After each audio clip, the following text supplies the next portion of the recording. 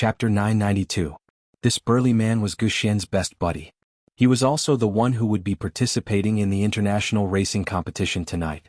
Therefore, he could be considered to be one of the more popular ones among this group of people. Even in Gu Xian's school, this man's presence was still very strong. It could be said that this man was the role model of the people of Country Z. Of course, in the school, there was no lack of people who saw that Gu Xian was from Country Z. They would wantonly oppress them. Gu Xian's buddy, on the other hand, looked more mature. The man's name was Dan Tianxing, and he was also a senior racer. In his buddy's eyes, Gu Xian was still a virgin who had never interacted with girls before. Not to mention appearing in front of everyone with Yun Jian like today. Therefore, Dan Tianxing felt that it was strange, and that was why he asked that question just now. F***ck off, she's my sister. Gu Xian walked up and directly gave Dan Tianxing a headshot. Of course, it was just a joke between friends. They didn't really fight. Sister? F***ck little Xian, I keep feeling that you've changed. Tell me, what did you experience after returning to China? Also, you actually dyed your hair black.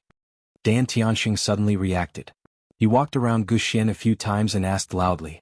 After saying that, Dan Tianxing looked at Yun Jian's slender body again. He was shocked and asked Gu Xian, and you have another sister? How is it? Isn't this hairstyle cooler than the previous one? Also, who can't have a sister? So what if I have another sister? If you have the guts, ask your mother to give birth to another one. Gu Xian laughed and teased. As he said that, Gu Xian turned to look at Yun Jian.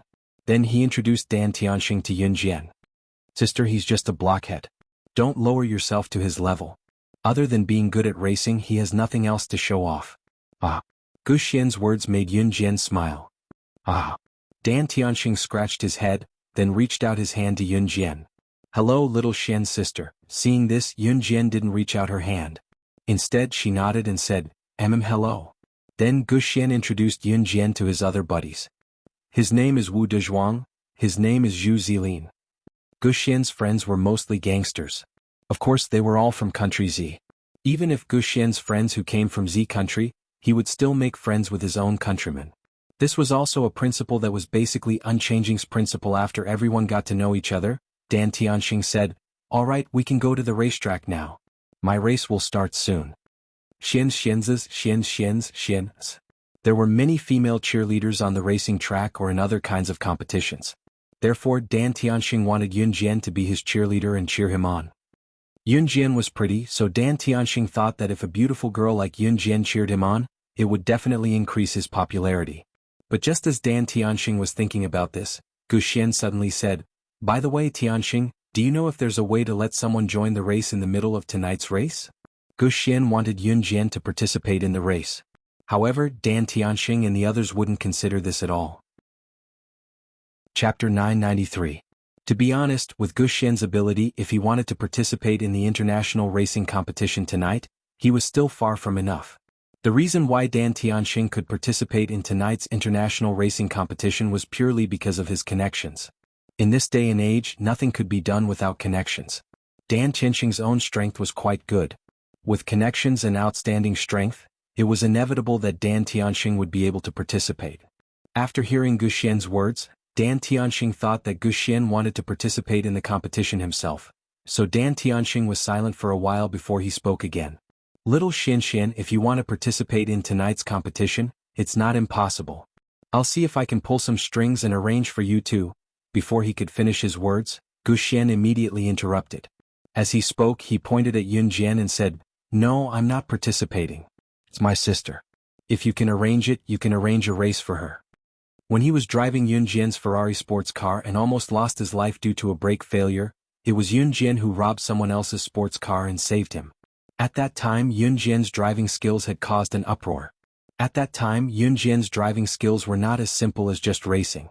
Gu Xian was now 100% confident that Yun Jian's driving skills were definitely better than his buddy Dan Tianxing's. With such results, it would be a pity if she didn't participate in today's international racing competition. Therefore, Gu Xian wanted to compete for a spot for Yun Jian. However, when Gu Xian said this, Dan Tianxing and Gu Xian's other buddies were all dumbfounded. My little Xian, are you stupid? Are you out of your mind? Do you know how dangerous racing is? You actually want your sister to participate? After Dan Tianxing reacted, he looked at Yun Jian in surprise and said to Gu Xian, However, before Dan Tianxing could finish his sentence, he was interrupted by Gu Xian. Tianxing, do you think I'm stupid? Do I look like the kind of person who would harm my sister? Gu Xian purposely kept him in suspense. Little sister, right? Ah. As Gu Xian spoke, he looked at Yun Jian and continued, besides, you must want to participate too, right? After all, today's competition is international. Yun Jian narrowed her eyes and smiled. She said indifferently, I'm fine with anything. She had no interest in taking part in the race or not. Yun Jian wasn't here for the race. Yun Jian came here simply to have a look at Rongyao Company. After all, this was her company from her previous life. Although she had given full authority to the demoness, it was still a company that bore her name. Of course she could not ignore it. Look, even my sister said she wants to participate. Hurry up and get her a spot. Gu Xian made up a story that Yun Jian wanted to participate, and then said to Dan Tianxing with a smile. Little Xian, it's not that I don't believe you, but you want me to believe that your sister can drive a race car? I really don't believe that. You're a racer yourself. You must know how important it is to be a racer. It's not that I'm looking down on your sister, but can your sister really drive a race car? Her body is too thin and weak. Dan Tianxing frowned and said. Just as he said this, he was interrupted by Gu Xian. I knew you would say that. Aha, just because you said that. The last time I raced with someone, my brakes failed. Do you know who saved me? It was my sister. I can guarantee that there is no racer in this world who can do that. Chapter 994. In the ears of Dan Tianxing and the others, Gu Xian's words were like being hit by a huge wave. That kind of feeling wasn't something that ordinary people could understand. Instinctively, Dan Tianxing and the others thought that Yun Jian was simply following her brother Gu Xian to watch the racing. But when Gu Xian exaggerated what happened last time, Dan Tianxing and the others opened their mouths wide, as if they had seen a ghost.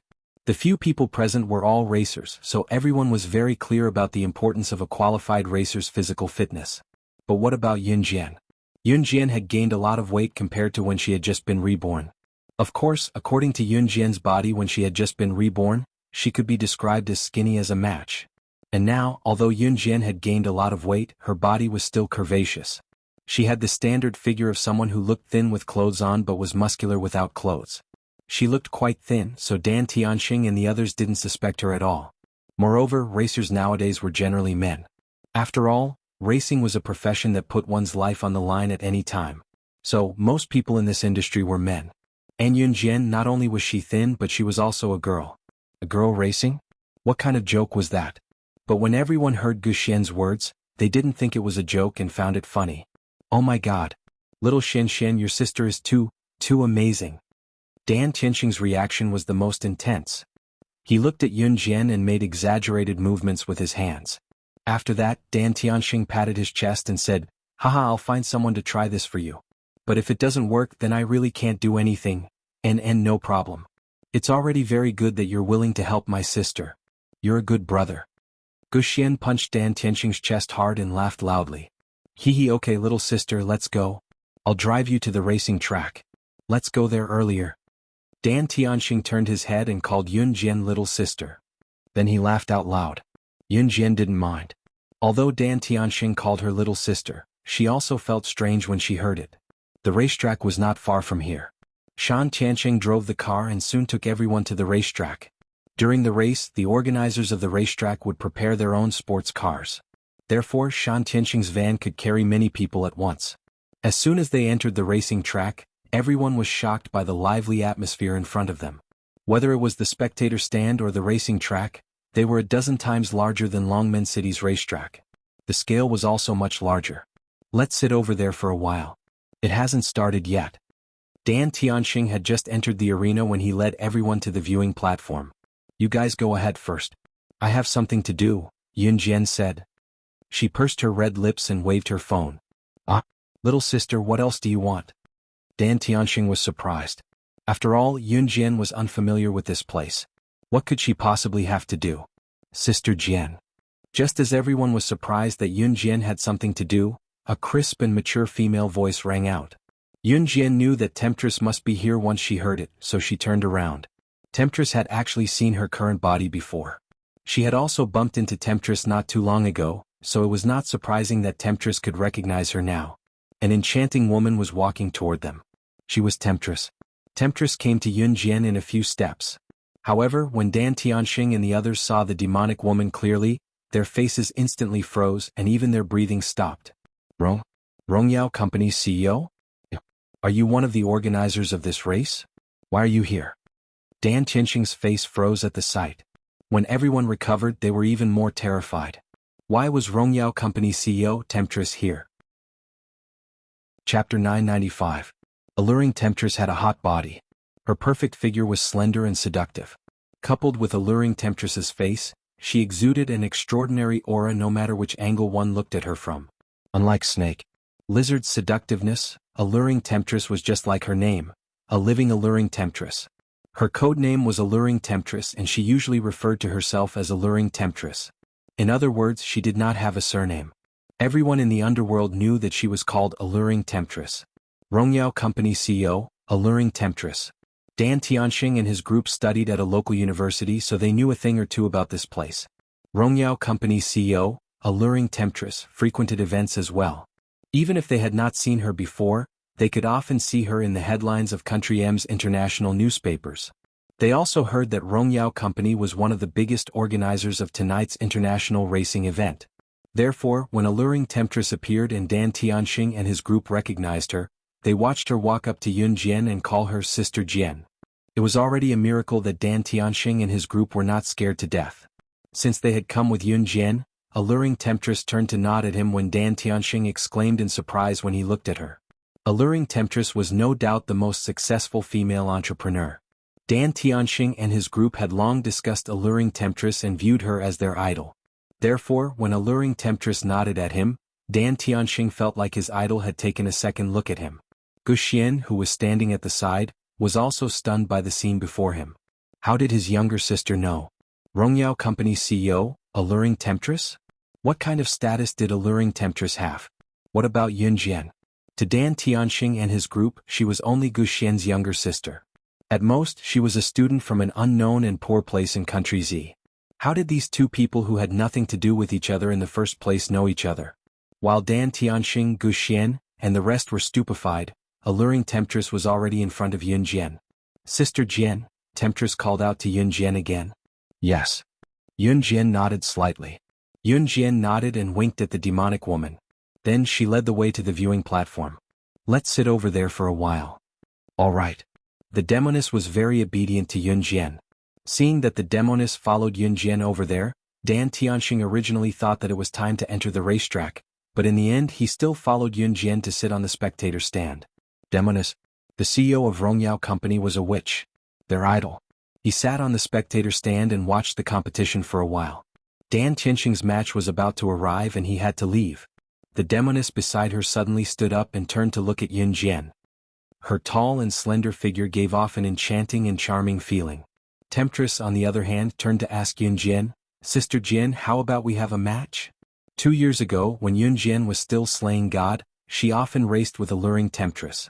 Back then, Alluring Temptress was still famous in the racing industry, which was also why Dan Tianxing idolized her. It was just that after slaying God disappeared, Alluring Temptress stopped racing. The people in the underworld were all wondering what had caused the demoness to stop the thrilling racing that she loved the most. No one knew the outcome though.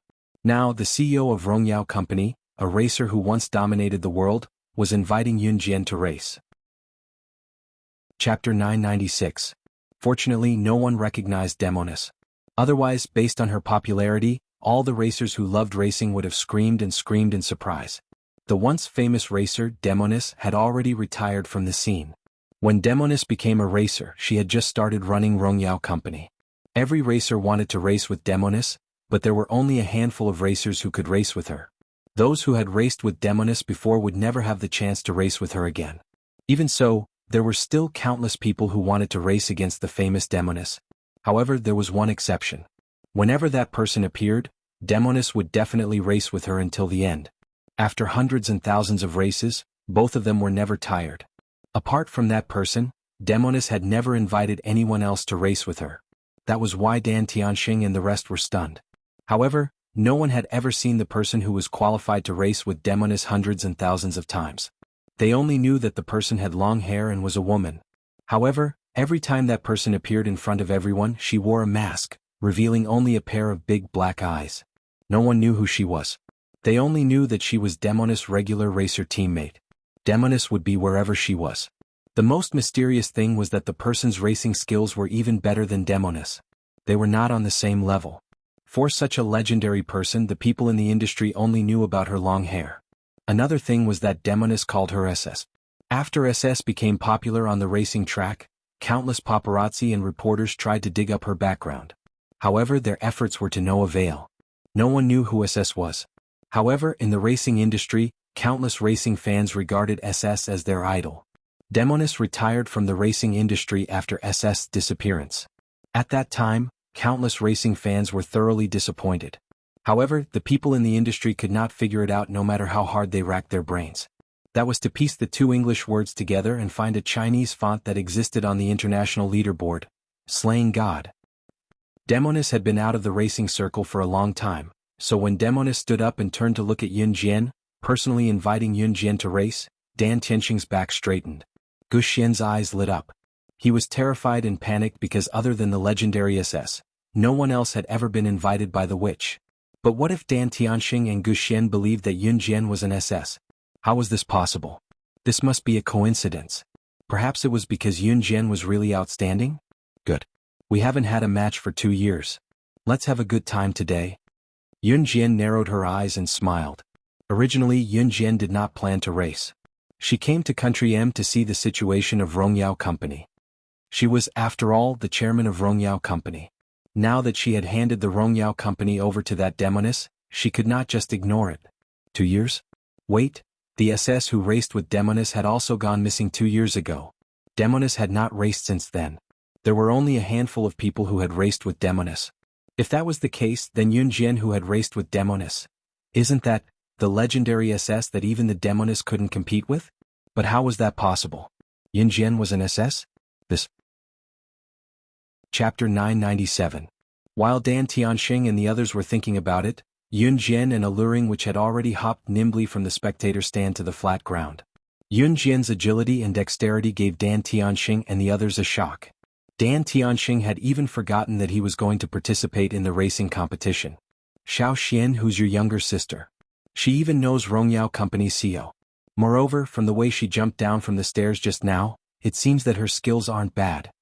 Dan Tianxing sighed deeply and then said with a pout. What are you thinking? No matter who she is, she's my younger sister. Gu Xian said after rapping his buddy Dan Tianxing's head. Gu Xian paused for a beat before continuing. Xiao Jian is an amazing girl indeed. She's an advanced special forces soldier in my dad's military now. Dan Tianxing was not from Longmen City nor Jia province, but he was from Country Z. He did not know much about the military, nor did he know anything about Team Monarch. However, Dan Tianxing knew one thing: advanced special forces soldiers. Those who could become advanced special forces soldiers were undoubtedly the best of the best. Therefore, when Gu Xian finished speaking, Dan Tianxing had already gone up to Gu Xian and wrapped his arm around Gu Xian's shoulder, exclaiming in shock and confusion. What? Advanced special forces soldier? Your younger sister? Fasterisk Sike. As Dan Tianxing said this, he was stunned for a moment. Then he reacted. You're amazing, Xiao Xian. You even found yourself an advanced special forces soldier's younger sister. Your sister is actually a member of the advanced special forces. Just as Dan Tianxing was speaking up to this point, Dan Tianxing's expression changed. Gu Xian reached out his hand and pulled off his buddy Dan Tianxing's hand from his shoulder. Just as he was about to reply to Dan Tianxing, he heard a voice coming from the radio. Brother Dan Tianxing, oh my god, it's Rongyao Company's CEO who retired from racing earlier. Alluring Demon, you're back in racing? Am I seeing things? Normally, the host of this international racing competition would be mature and steady.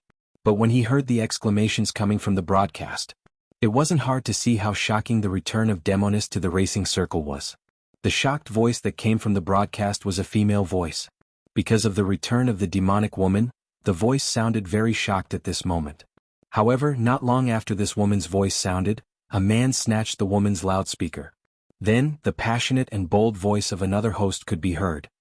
After 2 years, our top racer, Siren, the president of Rongyao Company, has returned to the racing circle. Next, we'll be competing with our top racer, Demonis, against a young girl from Z country who calls herself Yun Jian. Let's give them a warm welcome. The male and female hosts were both from the United States and they spoke in English. Of course, whether it was Yun Jian, Siren, or Guxian and Dan Tianxing who had lived in Country M for a long time, English was not a problem at all. The hosts were obviously using demoness to hype things up. The atmosphere in the venue was not very lively at first, but when the host said that, the tens of thousands of people sitting in the spectator stands screamed when they heard that the top racer, Demoness, had returned. Chapter 998. Oh my god. Temptress is back in the racing circle. Am I seeing things? I'm her #1 fan.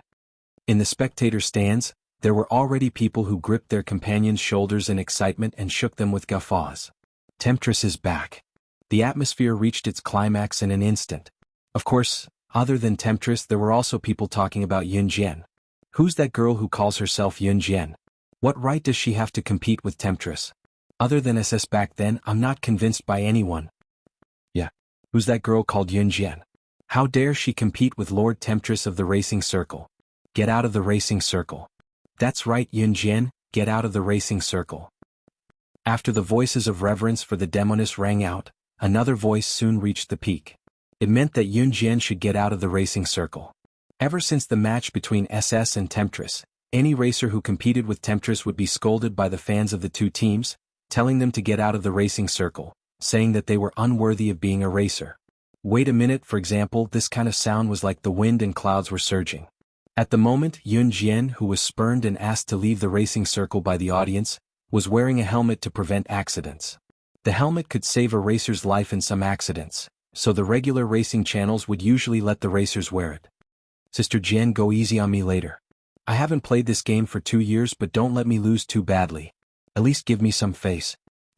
Temptress winked coquettishly at Yun Jian and teased with a chuckle. Tonight's racing competition was international, so the organizers would provide their own sports cars. Of course, the quality of the sports cars provided by the organizers would not be bad. To be fair, the two sports cars provided by the organizers were of the same brand and model. In other words, the racers could only win with their own skills. Let's rely on our own abilities, Yun Jian said with a slight smile. We can go to the starting track and get ready. Siren wasn't angry. She laughed heartily and drove the Bentley sports car provided by the organizers with Yun Jian. They slowly drove from the inspection station to the track. It wasn't until Yun Jian and the demonic woman drove out of the inspection station that some of the staff members standing in the same place began to discuss with disdain. TSK, who does that girl think she is? Let's just rely on our own abilities. Did she really think that she could win against the demoness?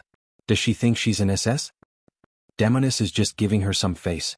She really thinks she's a divine racer. Can she beat Demoness? This is simply daydreaming. Just as the crew members were discussing Yun Jian and alluring witch, they saw two Bentley sports cars stomping on the accelerator and speeding away from the starting point on the other side of the track with the referee's gunshot. If one wanted to distinguish which Bentley was in which Yun Jian was sitting, one only needed to look at the color of the car. Yun Jian's car was black while Seductress's was silver gray. Just as they sped out of the starting point, Seductress' silver gray sports car was one step ahead of Yun Jian. Seeing this, the staff members who were talking about Yun Jian's arrogance grew even more excited. However, the discussion stopped abruptly midway. In the next second, the staff members were so shocked that their jaws dropped. Chapter 999. Before Yun Jian and Seductress stepped on the accelerator and the car sped away, the people in the spectator stands were almost going crazy. Such voices could be said to have penetrated the whole venue. Seductress will win. Yun Jian, get out of the racing circle. Faced with such aggressive voices, Guxian, who was still standing in place, and Shan Tianxing, who was still standing in place and had not yet prepared for the race, looked at the scene in front of them with a terrible expression. After all, Yun Jian was with them. Especially Guxian. Guxian had already regarded Yun Jian as his own sister. When he suddenly heard Yun Jian being cursed by everyone present, Guxian's expression was the worst. His own sister was being cursed and asked to get out of the racing circle. As her brother, he certainly felt bad. In addition to this, Guxian was also very worried about Yun Jian. After all, Seductress was once the king of the racing circle. It could be said that except for the legendary SS, Seductress had never lost to anyone. Therefore, under such circumstances, it was normal for Guxian to be worried. Yun Jian's racing skills were amazing, and Guxian had already experienced it. But compared to Seductress, at this moment, the two Bentleys driven by Yun Jian and Seductress had already sped out of the finish line. Almost at the same time, Seductress Silver Grey Bentley took the lead and rushed out of the starting point. As a result, the screams in the venue became even more obvious. Seductress will win. Yunjian, get out of the racing circle. Guxian's hands were tightly clenched together. Listening to the people around him belittling Yunjian with such words as her brother, he was really, for the first time, Guxian felt powerless. When Guxian lowered his head and raised it slightly, a frightening scene suddenly appeared in the eyes of everyone present. The two sports cars had arrived at the turning point one after the other.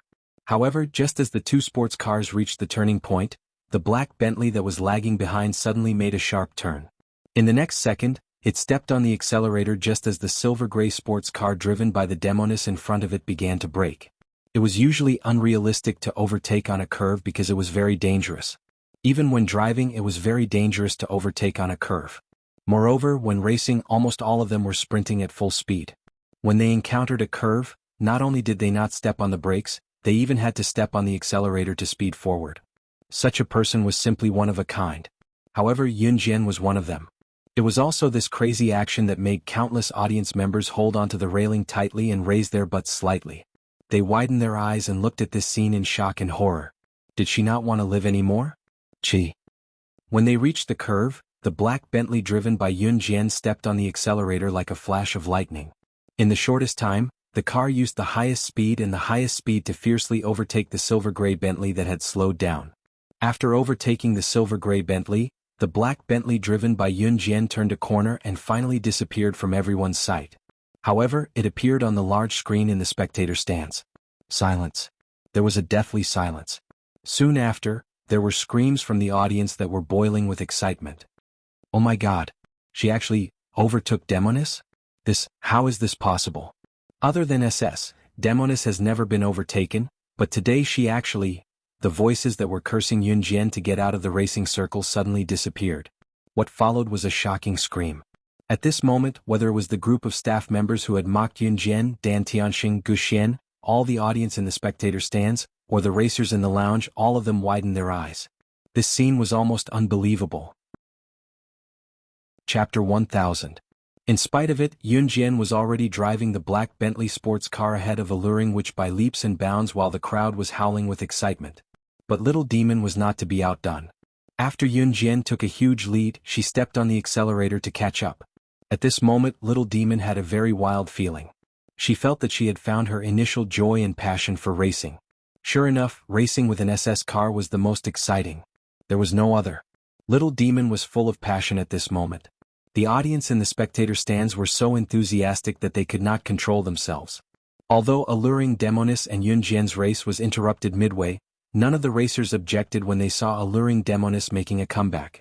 But the scene that no one expected was that Yunjian actually took a huge lead in the beginning of the race. Furthermore, this was under the circumstance that the Demoness had rushed out of the starting point first. Guxian saw that Yunjian had overtaken Little Demon. It was as if he had seen hope. At this moment, Guxian's heart was filled with excitement. Yunjian will win. Yunjian will win. Guxian looked at the battle in front of him and shouted unconsciously. After shouting twice, Guxian realized that no one around him was paying attention to him. Even when they heard his voice, the people around him glanced at him coldly. But Guxian did not stop shouting. He elbowed Dan Tianxing in the stomach and then forced Dan Tianxing to shout with him. The strength of a few people could sometimes drive the whole audience. Guxian's shouting also stirred up the atmosphere. Gradually, when they saw that Yunjian had overtaken Little Demon, some people also shouted with Guxian. For a moment, the audience in the spectator stands were divided into two factions. The audience was shouting and screaming at the same time. The atmosphere had reached its climax. However, at this moment, someone pointed at the screen and shouted loudly, "Look! There!" This person's voice was quickly drowned out by the shouts of the audience in the spectator stands. However, everyone present saw a scene that scared them out of their wits. At this time, the sports car driven by Yunjian and the witch was about to reach the finish line. Although Siren was not as fast as Yunjian, she followed closely behind Yunjian's black Bentley. Seeing that the seductive woman's sports car was about to overtake Yunjian's sports car in terms of speed.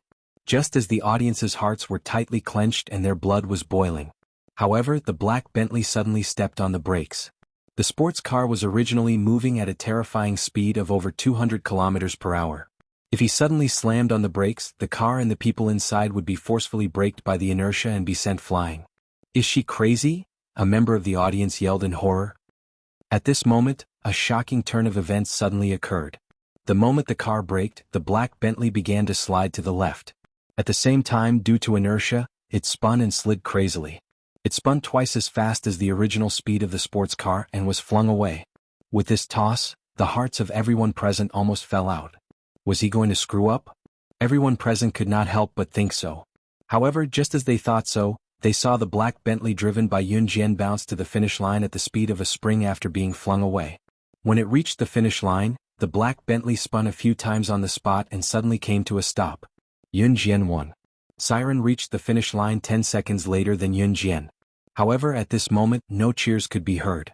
The people present could no longer express their inner feelings with the word shock. Why did the way the black Bentley used just now feel so familiar? I've seen that move in SS car before. She's SS. Someone suddenly reacted and pointed out the mystery. Hearing this person's words, everyone present stood up in fright. Yun Jian was actually SS. Chapter 1001. Those who had looked down on Yun Jian, including those who had insulted Yun Jian and demanded that Yun Jian get out of the racing circle when they heard about the race between Yun Jian and Siren. Those who had checked the station and said that Yun Jian was daydreaming if she thought she could beat Siren. Guxian, Dan Tianxing and the others. Everyone's eyes widened in horror as they stared at the scene in front of them in astonishment. The whole place was silent. Everyone had the same expression on their faces, stunned. At this moment, no one's expression was normal. Especially those who had looked down on Yun Jian. They were all dumbfounded. Were they seeing things? The girl who looked like she was under 18 years old was actually SS. But at this moment they had no choice but to believe it. Today was an international racing competition, and the people who came were all racing fans who had watched countless races. Many of the spectators were fans who had watched the SS race back in the day, and they were familiar with the SS driving skills. Wasn't Yun Jian's move the same as SS' usual move during the final sprint? As racing fans they couldn't be wrong. After a moment of silence, the crowd began to roar and seethe. SS' appearance was even more shocking than the return of the top racer, Siren. And the most shocking thing of the day was that SS, who had been famous in the racing circle but had never shown her face, was actually a young girl. But if SS was so young now, then 2 years ago, how old was she? 13? 14? Oh my God. Everyone present was so shocked by this that they almost stopped breathing. At this moment, the driver's seat of the black Bentley parked at the finish line opened. Yun Jian's flawless face appeared in front of the crowd's eyes. On the grandstand, someone led the crowd to shout at the top of their lungs. The atmosphere was 100 times hotter than before. Yun Jian frowned slightly when she heard the orderly cheers. Her delicate face made people feel even more excited. Not long after, the demoness silver-gray Bentley also braked at the finish line. She got out of the silver-gray Bentley in a rather handsome manner. Then she swung the car door and closed it. The demonic woman laughed bluntly before she walked up to Yun Jian. She reached out her hand and stroked her hairline. Then she said to Yun Jian as she walked, "Sister Jian, your driving skills are still amazing even after 2 years of absence. You've improved." Yun Jian narrowed her eyes and commented. Yun Jian never flattered people, but whatever came out of her mouth was definitely the truest words. The demonish driving skills had indeed improved. If it was 2 years ago, she would have been left far behind. Of course. Demoness was not bashful from Yun Jian's compliment. Instead, she admitted it openly. As they spoke, Yun Jian and Alluring Witch walked out of the racetrack side by side. Just as they exited the track, a large group of reporters who had already brought their cameras swarmed toward them, all of them dashing toward Yun Jian. "Hello. May I ask if you're SS who suddenly disappeared 2 years ago? Do you know that Demoness disappeared from the racing scene after you disappeared? Can you explain why you left the racing scene back then? May I ask if you'll make a comeback? Why didn't you show your real face before?" Chapter 1002. The reporters were like a swarm of bees. If they were not held back by the organizer's security guards, they would have probably pounced on Yun Jian and interrogated her with all sorts of questions. It was fortunate that an international racing competition like this had people from the organizer's side keeping these terrifying reporters in check. After all, these reporters were quite fearsome in order to get first-hand headlines. In the past, Any racer who was slightly famous in the international racing competition would be swarmed by these fearsome reporters. Therefore, to control the reporters as much as possible, the organizer had sent security guards to stop them. In spite of it, there were just too many reporters. Even with the security guards deployed, they could not stop all of them. The venue was in a state of chaos, but to Yun Jian, it was as if nothing had happened. She merely squinted her eyes. Hello? Hello. Can you please answer my question? Will you reappear in the racing circle as SS?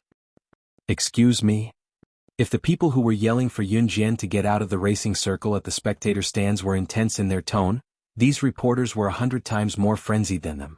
Sister Jian, let's leave from the back door of the racetrack. A luring demon went up to Yun Jian and told Yun Jian softly with a nod. Amen. Yun Jian nodded and answered a luring demon. Sis, are you leaving? You'll return to the racing circle, right? The reporters panicked when they saw Yun Jian turn around without saying a word. Yun Jian ignored them and turned slightly to the side. After a pause, she turned around again to show the reporters her back. The corners of her beautiful lips curled up slightly, and a bright light flashed through her eyes. In the next second, her melodious voice rang out. I'll only answer one question. Yun Jian paused for a beat before her voice trailed off. What does it have to do with you whether I race or not? Are you my parents or my parents? Why are you so nosy? Yun Jian's words were not polite at all. The reporters at the scene originally thought that Yun Jian could really answer a decent question. But Yun Jian's words meant. Wasn't she indirectly saying that the reporters were meddling in other people's business? Although Yun Jian's words didn't sound elegant at all, the racers in the distance almost couldn't help clapping and cheering when they heard her. This group of racers was usually afraid of being chased by reporters, but standing in a group of reporters, although they were very disgusted by the reporters' questions, they couldn't fly into a rage. However, Yun Jian's actions had completely vented everyone's anger. Seeing Yun Jian turn around and walk away after saying this, the group of reporters froze in place and surprisingly did not chase after her. The reporters who were standing still saw the look in Yun Jian's eyes and were a little shocked at the moment. That young girl's eyes could be so cold. It was as if they dared to chase after her, they would immediately die on the spot. After receiving Yun Jian's cold glare, the reporters all stood still in a daze and didn't chase after her. The people in the spectator stands were stunned. Everyone was dumbfounded.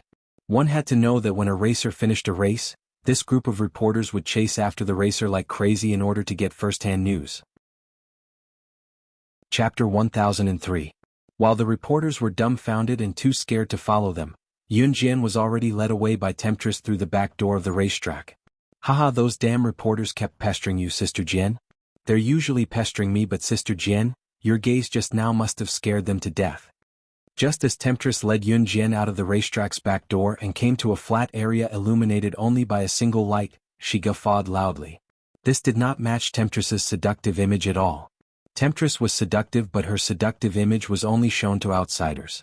She was never strict with Yun Jian.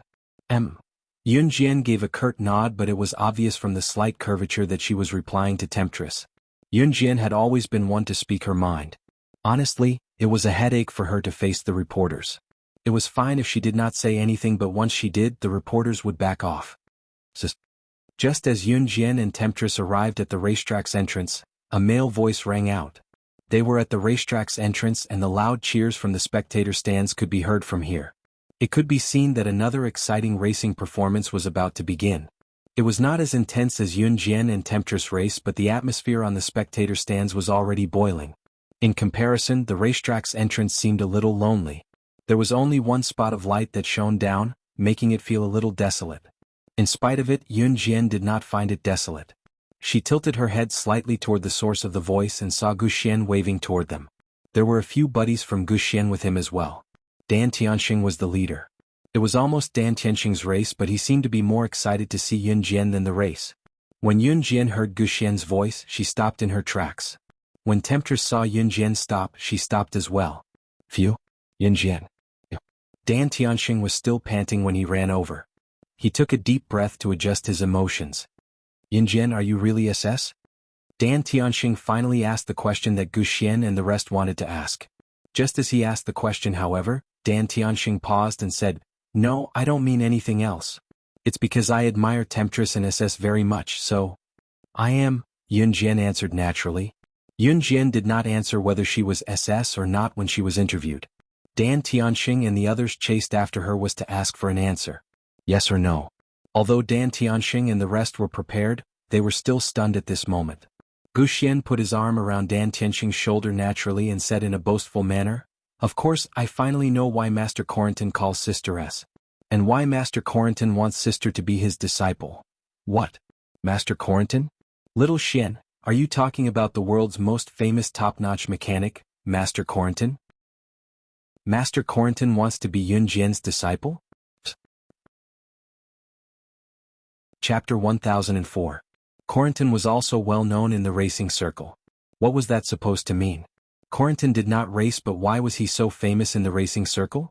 It was because Corentin's modified racing car was the best in the world. Any racer would have a grand goal or wish, which was to get a sports car modified by Master Corentin. Therefore, Corentin was famous in the racing circle. Moreover, Corentin had a quirk that everyone in the industry knew.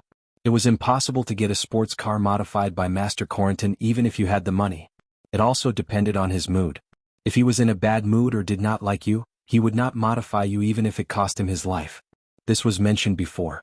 Of course, the reason Corentin could be so arrogant was because he had his own skills. He had the capital to be so arrogant and brash. Therefore, when they heard that someone like him was begging to be Yun Jian's disciple, Shan Tianxing and the rest were shocked and fearful. Huh? That old man Corentin is still begging to be Sister Jian's disciple? To Shan Tianxing and the rest, Corentin's begging to be Yun Jian's disciple was terrifying, but alluring demon was only impressed by his perseverance. As for Corentin wanting to be Yun Jian's disciple, it was just a normal thing. Sister Jian, that old man still hasn't given up. Are you going to take him in? Alluring demon crossed her arms lazily and looked at Yun Jian with a grin, her eyes twinkling with a peculiar glint. No, Yun Jian retorted. Shan Tianxing and the rest shuddered again when they heard Yun Jian's straightforward rejection. That was the internationally renowned mechanic, Master Corentin. If it were any of Dan Tianxing's men, they would be very satisfied if Master Corentin were to meet them, let alone acknowledge them as his master. What about Yun Jian? Why? Yun Jian, why didn't you take Master Corentin in? If Yun Jian took Master Corentin as her disciple, would it not be a piece of cake for him to modify a sports car? Dan Tianxing asked in confusion. Because. Yun Jian tilted her head and looked at Dan Tianxing. She narrowed her eyes slightly, and there was a beautiful luster in her eyes that no one could underestimate. Because he's not qualified. In the next second, Yun Jian's soft voice rang out. When this voice rang out, Dan Tianxing and the others were completely stunned. What did he mean by Master Corentin wasn't qualified? If even Master Corentin wasn't qualified, then who else in the world was? However, after Yun Jian finished speaking, she smiled faintly, turned sideways and took a step forward. Little Xian, your sister is an SS, the king of the racing circle. That's true, but Master Corentin's strength isn't just for show. For her to speak of Master Corentin like that, isn't it a little? Dan Tianxing said hesitantly. Little brother, you're really flattering that old man Corentin. He's nothing to Sister Jian. Temptress winked at Dan Tianxing and the others before she followed Yun Jian with a chuckle. What Temptress said surprised Dan Tianxing and the others. That was not the end of it. When Gu Xian heard that, he could not help stepping up to tell his buddy, Dan Tianxing. Oh. Tianxing, I used to think that Master Corentin was the best mechanic in the world, but ever since I drove the Ferrari sports car my sister modified, the Ferrari sports car my sister modified is twice as fast as Master Corentin's modified sports car. Master Corentin's modified sports car was originally twice as fast as a regular sports car. That was already the limit. However, a mechanic who could double the speed of Master Corentin's modified sports car, there was probably no one else in the world who could do that. Chapter 1005. While Dan Tianxing and the others were still in shock, Gu Xian had already caught up with Yun Jian and told her that he had to return to the venue to watch Dan Tianxing's race. He asked Yun Jian if she wanted to go back with him. Yun Jian had just caused such a big commotion. Of course, it was not suitable for her to go back now. Thus, Yun Jian curved her red lips and smiled faintly. I won't go. Give me a call after you finish watching the race tonight. With that, Yun Jian patted her trouser pocket gently and smiled. She placed her phone in her trouser pocket. Okay. Gu Xian nodded. Dan Tianxing's race was not over yet. As a brother he had to be there.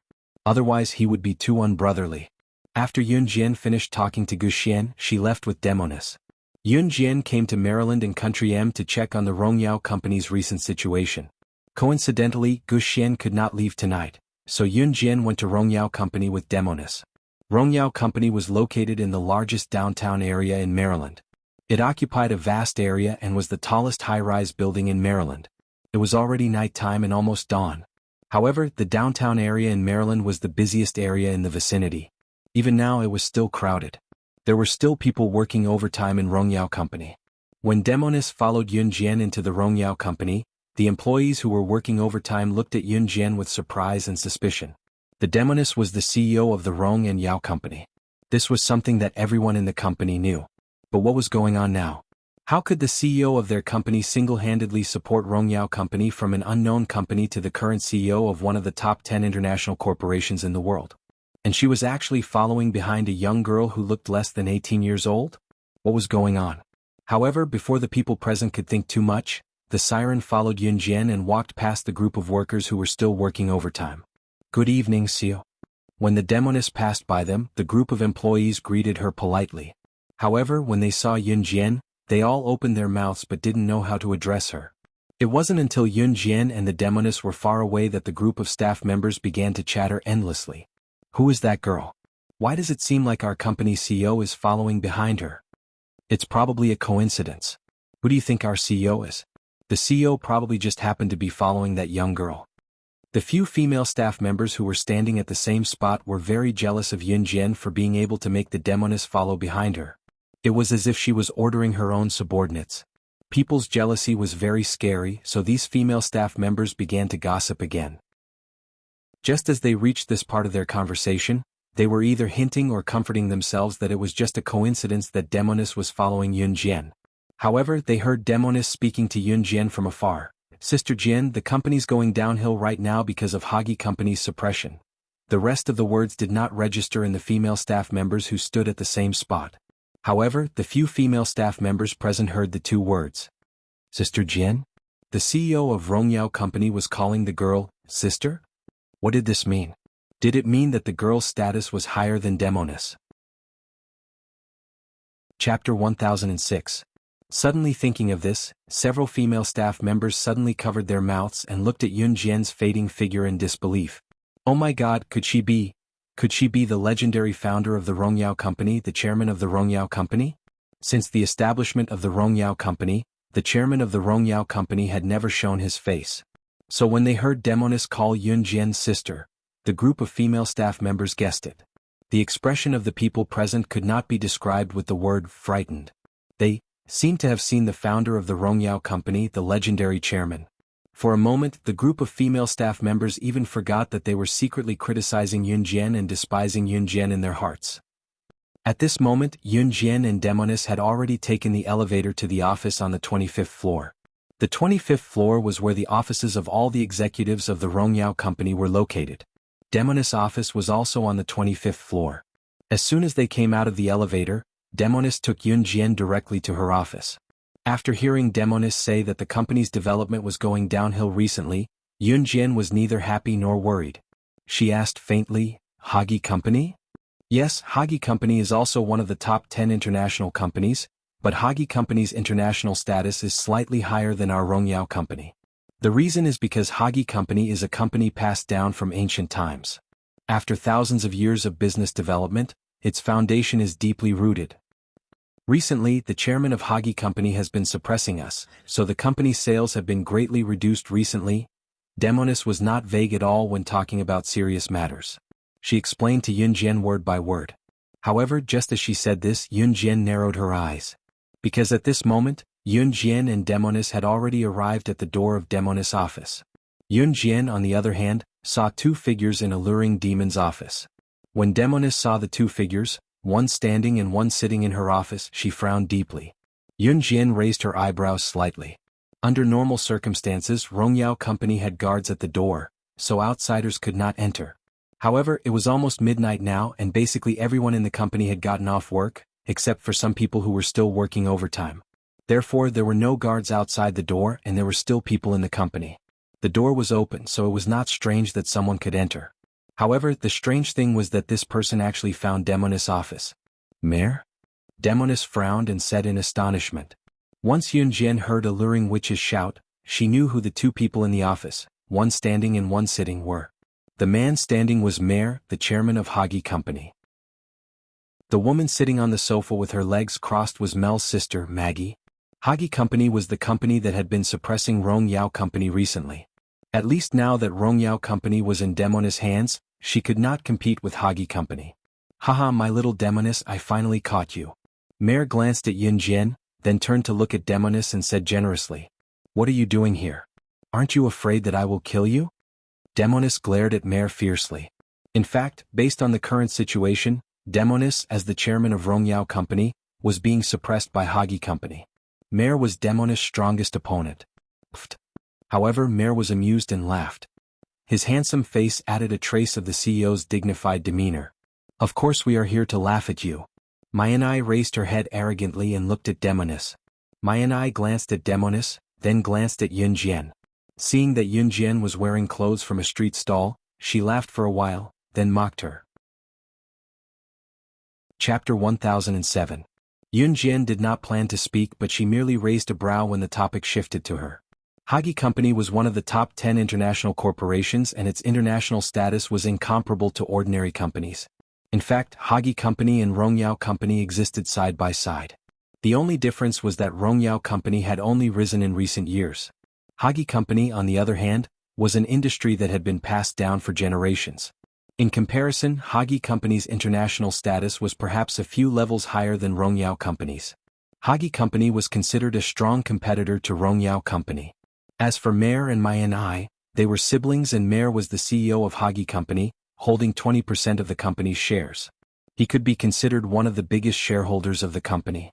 Yun Jian had planned to see why Mayor and Mayanai were here, but she did not expect Mayanai to target her. She narrowed her eyes and stared straight ahead. Mayanai had thought of teasing Yun Jian when she saw her standing quietly on the side, especially since Hagi Company and Rongyao Company's CEO, Temptress, were arch-enemies. Looking at Yun Jian's attire, Mayanai had thought of mocking her, which was why she had mocked Yun Jian so viciously. Just as she finished mocking Yun Jian, Mayanai's gaze was fixed on Temptress. To Mayanai, Yun Jian was probably just an insignificant employee in the company, perhaps a poor beggar who came out of nowhere. Mayanai's purpose of belittling Yun Jian was to suppress Temptress in terms of aura. It was not that she had seen Yun Jian. In Mayanai's eyes, Yun Jian was just a stepping stone for her to suppress Temptress. Before Yun Jian could get angry, Temptress was already fuming when she heard what Mayanai said. How dare she call Sister Jian a poor beggar? If Sister Jian was poor, would there be any rich people in the world? You're not welcome here. Get lost. Scram as far as you can. Although the Demoness usually looked seductive, she was very strong when she was fierce. At this moment, the Demoness was walking toward Mayor and Mayanai in a pair of pointy stilettos. She picked up a mop and was about to chase them away. She looked like a shrew. "Oh, my little Demoness, don't be like this.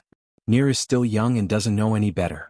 If she said something she shouldn't have, don't lower yourself to her level." Mayor turned to the side and grabbed the mop that Siren swung at him. "Brother. How dare she enter Rongyao Company with that outfit?" Even if Rongyao Company is not as good as our Haji, Rongyao Company is still one of the top 10 multinational companies in the world. Even such a person can come in. The threshold of your Rongyao Company is too low." Mayanai placed her hand softly on her cheek. Even her brother, Mayor, was ashamed to hear her scornful look. Temptress was even more furious when she heard that. She yanked the mop back from Mayor's hand and was about to fling it at Mayanai. It was then that Yun Jian's voice rang. "What does it have to do with you whether the threshold of our Rongyao Company is high or not? I think a beggar on the street is better than a certain woman who sprays Dior cologne all over." "A woman who sprays Dior cologne all over?" Mayanai froze. Was she not referring to herself? Chapter 1008. Mayor and Mayanai didn't even notice the words Rongyao Company. Yun Jian wasn't complaining about the Dior perfume. She was cursing Mayanai in a roundabout way, saying that she was worse than a beggar on the street. In fact, most women knew how to spray perfume. For example, seductive women also sprayed perfume. There were many types of perfume. Some people liked simple and elegant scents. Seductive woman, for example, sprayed a simple and elegant perfume even though she was seductive. As for Mayanai, she sprayed a very strong perfume. Of course, everyone had their own preferences. Yun Jin wasn't complaining about my niece's Dior perfume. It was just that Mai and I had coincidentally sprayed Dior perfume. At the same time, everyone present could tell that Yun Jian was implying that Mai and I was worse than a beggar on the street. This was purely a scolding without any vulgarities. Moreover, Yun Jian emphasized the woman who sprayed Dior perfume. There were only 4 people present. Yun Jian and Mare didn't spray perfume. Seductive woman sprayed a faint perfume. Yun Jian could tell that it wasn't a Dior perfume with one sniff. Then there was only one person present who fit the description. That person was Mai and I. Therefore, my niece's face instantly darkened after Yun Jian said that. Mai and I had been spoiled since she was young. She had always treated Yun Jian as a beggar. Now that she heard Yun Jian say that she was worse than a beggar, she exploded on the spot. What did you say? You actually said that I'm worse than a beggar. I'm going to kill you, I'm going to kill you. Mai and I flew into a rage on the spot. She picked up a teacup from the coffee table and threw it at Yun Jian. Mai and I was a typical rich young lady. She was the young lady of one of the top 10 international corporations, Hagi Company. Therefore, she had a very delicate personality. Usually, no one would even say anything bad about her. There were only a bunch of people who flattered her. Therefore, when Mai and I heard Yun Jian belittle her to be worse than a beggar, she felt as if she had been greatly insulted. Especially when Mai and I thought that Yun Jian was a lowly person, the feeling of being despised by a lowly person made Mai and I explode instantly. Go to hell. Mai and I grabbed a teacup and threw it at Yun Jian. Not even Mare was able to react to this sudden turn of events. However, when Mare turned to the side to stop his sister, my niece's teacup had already been thrown viciously at Yun Jian. Inside the teacup there was also a bowl of cool tea water. And Mare's expression suddenly changed, but it was too late for him to stop her. The teacup that was filled with cooling tea leaves had already spun in the air and was about to splash on Yun Jian when the cold tea leaves splashed onto her. Alluring Demon's gaze dimmed, but she did not do anything else because she knew Sister Jian's ability. In spite of it, Mare's heart clenched when he saw the scene. He could feel that Alluring Demon cared a lot about Yun Jian and he did not come here to go against Alluring Demon. Instead, if the tea had splashed on Yun Jian and the teacup had smashed on her as well, she would not have been able to escape. Would it not be the end of him and Alluring Demon then? Just as he thought about it, Mare saw a horrifying scene. Mai and I who stood beside Mare saw it as well. With a bang, Yun Jian suddenly took a step forward and spun the teacup in the air for a few seconds. Before the water in the teacup could pour completely, she suddenly raised her leg and kicked the teacup back at Mai and I. Before the water in the teacup could pour, Yun Jian's kick was forceful, but it was just right. Both Mare and Mai and I were dumbfounded. However, just as the two of them were stunned, Mai and I suddenly felt a wave of ice-cold tea soak her body, and a large teacup was smashed towards her forehead. Chapter 1009. Initially, the teacup was headed straight for Yun Jian, but Yun Jian's high kick just now had landed on the teacup. She kicked it back at Mai and I without spilling the tea.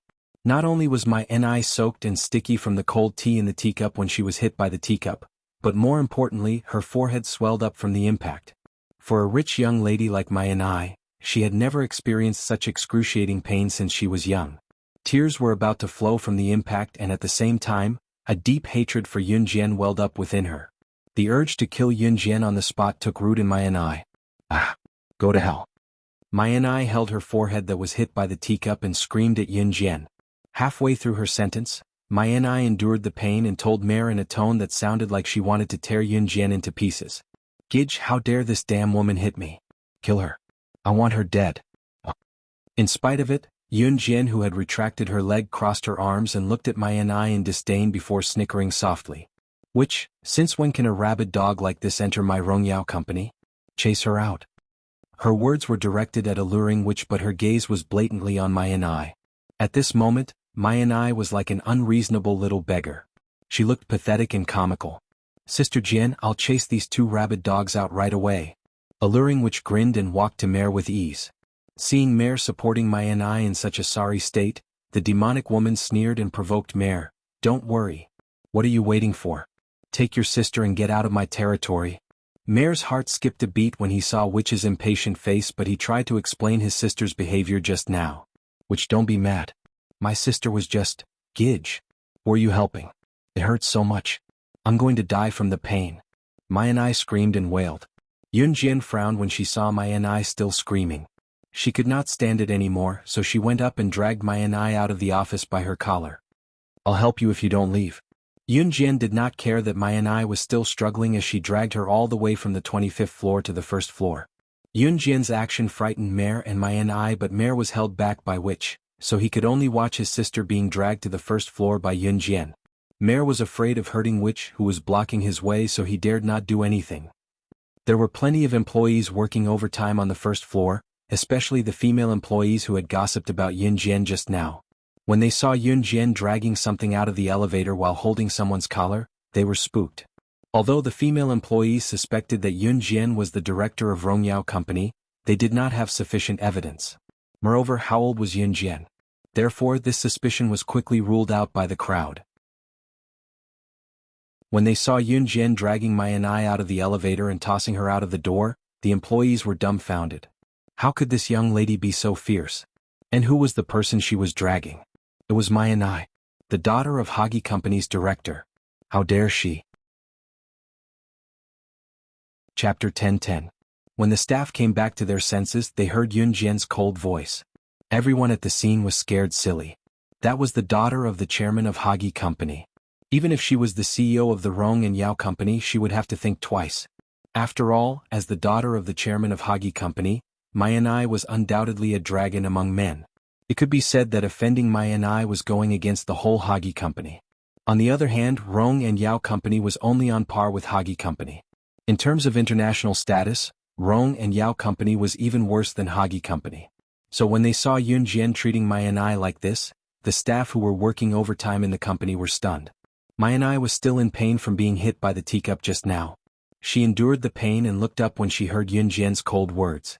She was just about to look up at Yun Jian angrily and say, "Do you dare?" when she met Yun Jian's sharp, murderous gaze. Mai Ai trembled. The severe pain made her not dare to look at Yun Jian directly. "Little siren, let's talk nicely. Don't be like this. It's easy to hurt our friendship." Mare didn't know what to do. He couldn't bear to touch Siren, but he also couldn't bear to see his sister being bullied by Yun Jian. In the business world, Mare did use Hagi Company's name to suppress Rongyao Company. But Mare had to admit that he had his own selfish motives. When he first saw Siren, he fell in love with her. So not long ago he started to pursue her crazily. But Siren didn't care about him at all. Mare admitted that he fell in love with Siren at first sight. Seeing that the soft approach didn't work, he decided to use the hard approach. In the company, Mare used his position as the president of Hagi Company to suppress Siren. Of course, he didn't go too far. He didn't dare to be ruthless. He didn't want to drive his wife away and never talk to him again. But even so, Siren ignored Mare's love. So recently, Mare was most troubled by this matter. "Get lost." Siren glared back at Mare. But to Mare, this stare was exceptionally refreshing and alluring. Mare even thought the stare was cute. "Little witch, I'm sincere to you." Before Mare could finish his confession, Main's scolding voice rang out. "Brother, you're crazy. You actually like her. Her people bullied me like this. Are you going to avenge me or not?" Mai said. Her fear of Yun Jian disappeared. She glared fiercely at Yun Jian and spat out even more insolent words. "Just you wait, damned woman. Who do you think you are? Do you think you're the chairman of Rongyao Company? Just you wait, I'll get my dad to kill you." Mai and Mare's father was the chairman of the Hagi Company. However, as soon as Mai said that, she heard a female voice behind her.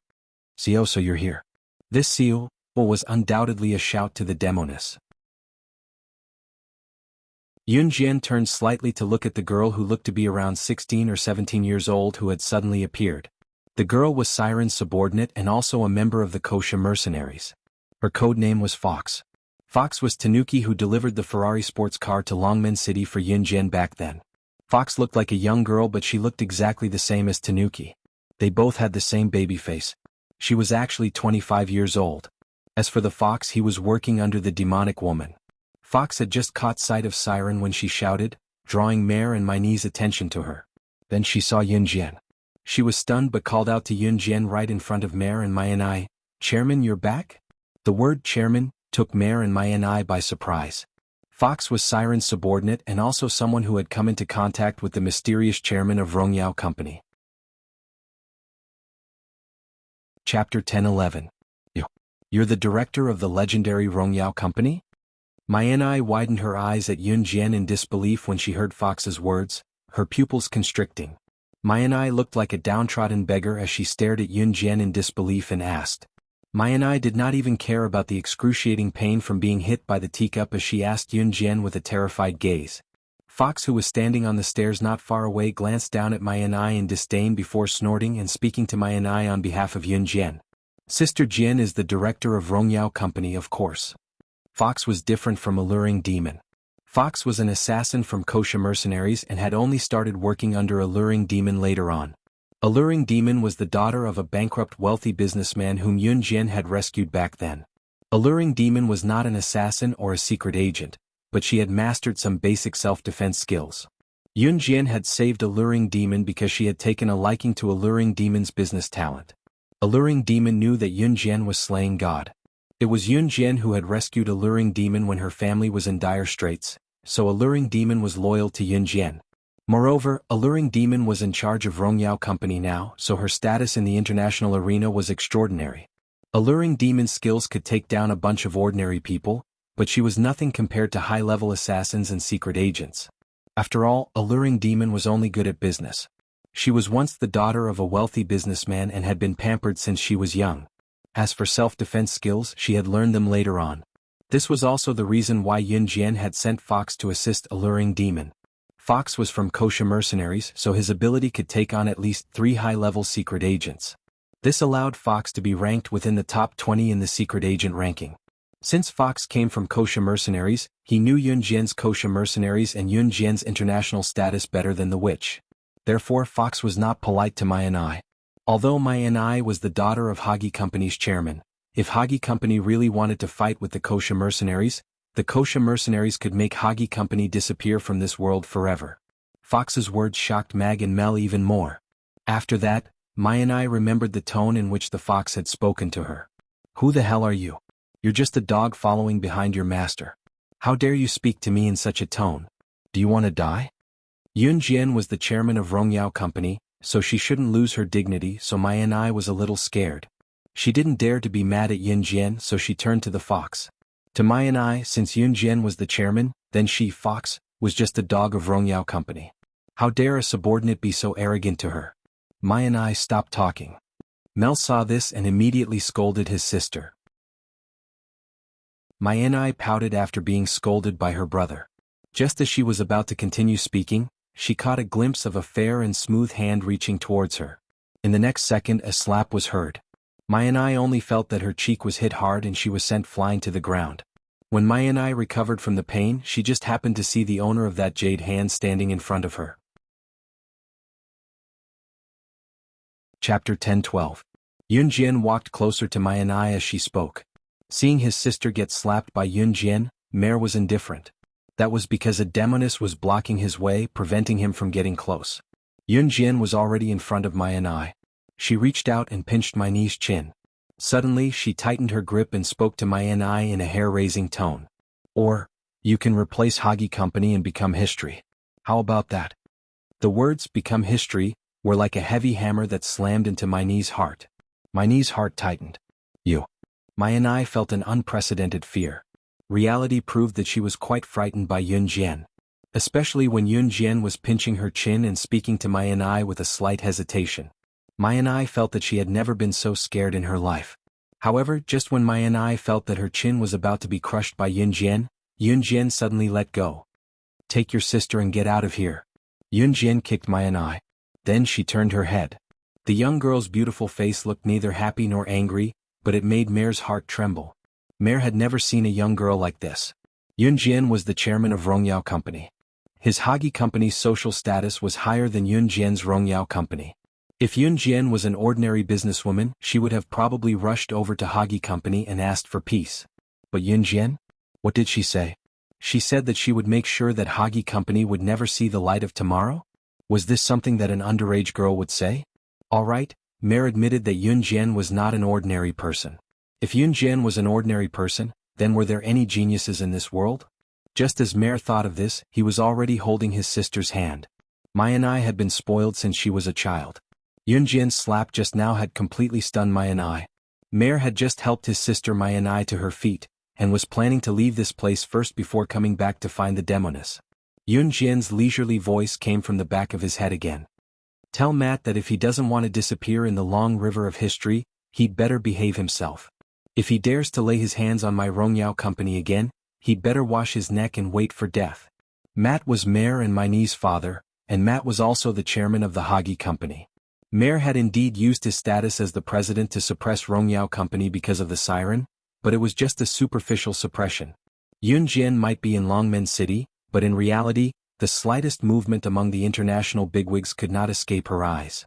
Yun Jian was also well aware that the person who was stirring up trouble in Rongyao company was not Mayor, but his father, Matt. Matt's motive was obvious as well. He wanted to take over Rongyao company for himself. Mayor paused but left in a hurry with his sister Mai and I. Today was definitely the most pathetic day of Mayor and my niece's lives. Watching Mayor and Mai and I leave in a hurry, the few employees who were still working overtime in Rongyao company were dumbfounded.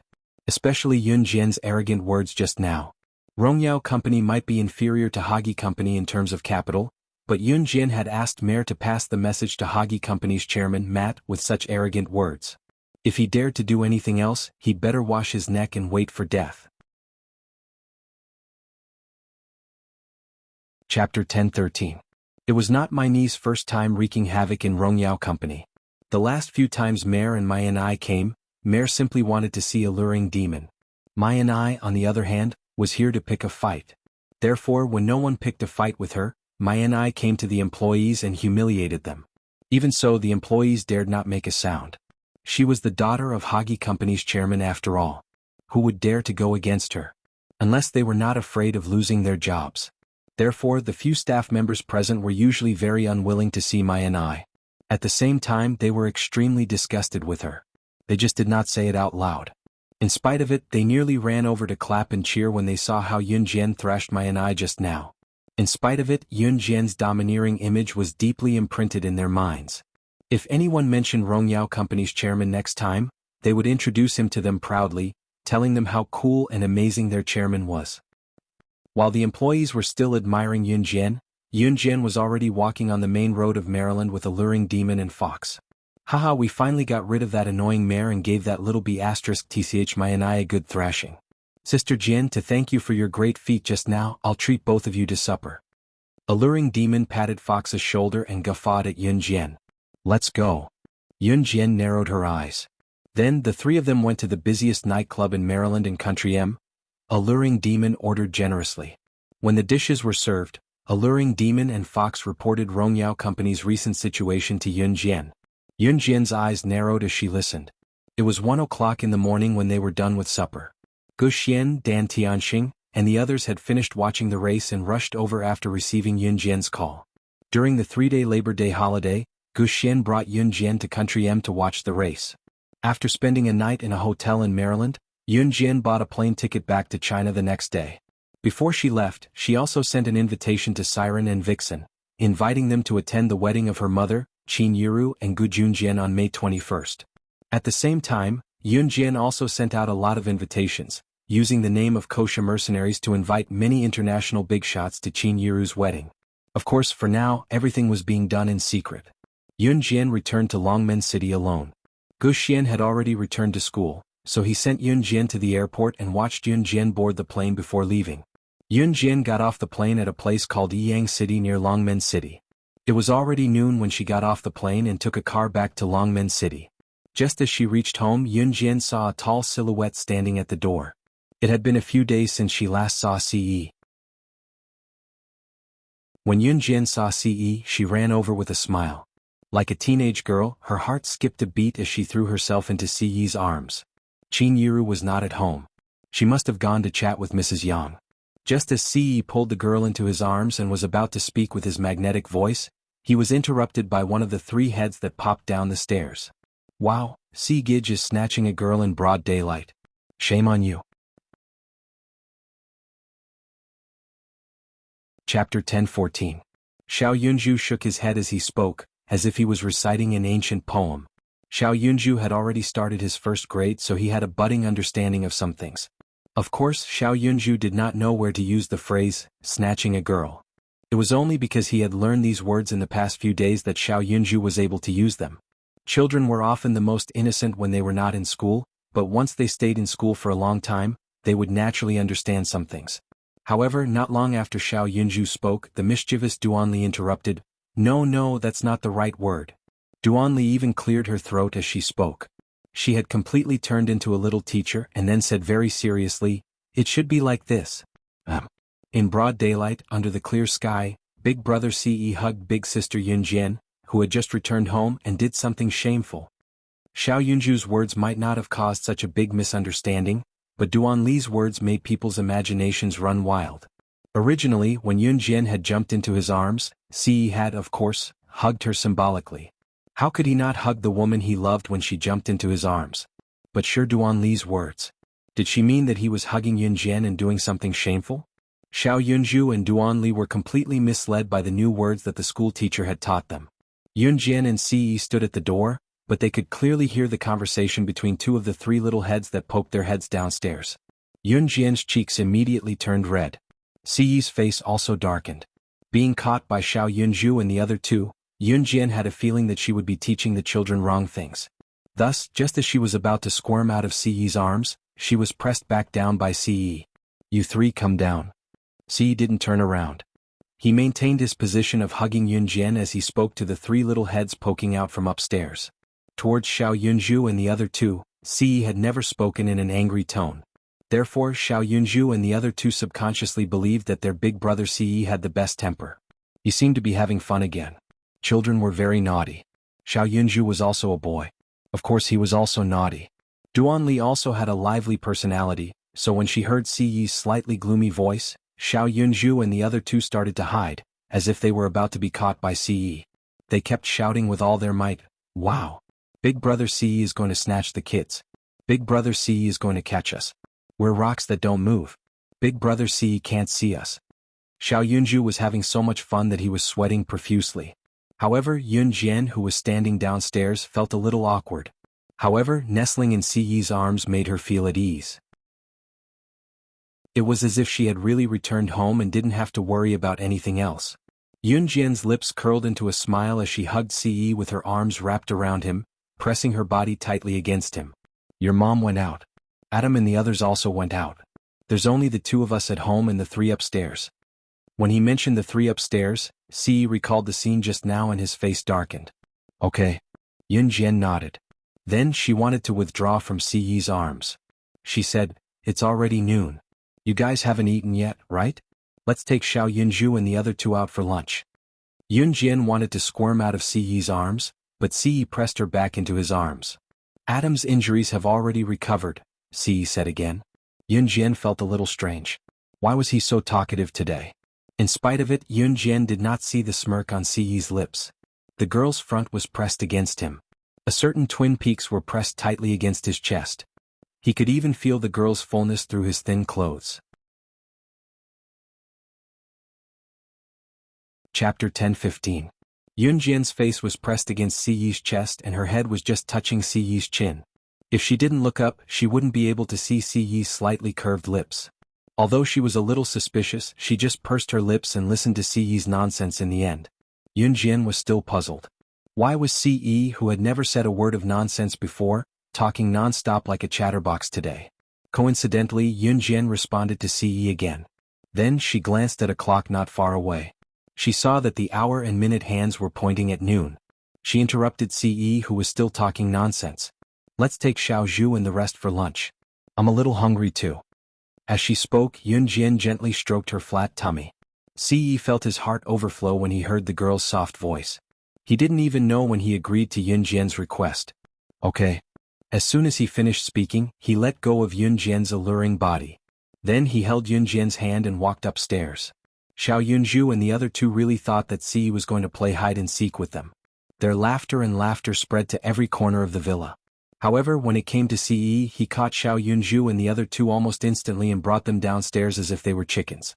Seeing that Xiao Yunju, Duanli and Duanya were sweating profusely from playing, Yunjian even used a towel to wipe their sweat. Then Yunjian held Duanli and Duanya's hands. Ce extended his slender hand and let Xiao Yunju drag him away. Only then did the five of them leisurely walk towards the restaurant. Xiao Yunju, Duanli and Duanya each ordered their favorite dishes. Then Yunjian ordered 4 more dishes. 7 dishes, 4 meat and 3 vegetables. Xiao Yunju, Duanli, and Duanya ate until their faces were covered in gravy. Eat slowly, Yunjian said softly as she scraped the rice stuck to Xiao Yunju's mouth. Xiao Yunju and the other two weren't wolfing down the food because they were hungry. They were competing to see who could eat faster and who could grab more food.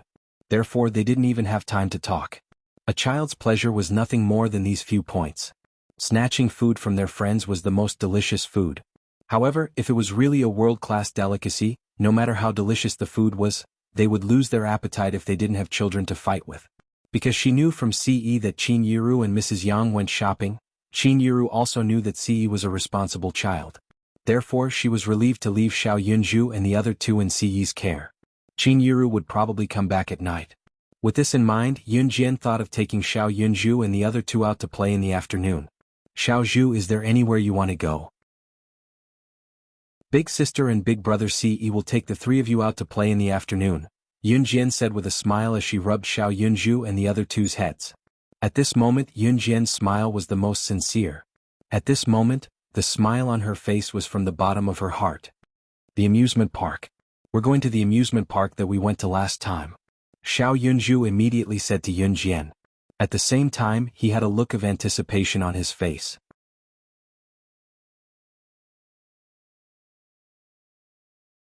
Chapter 10:16.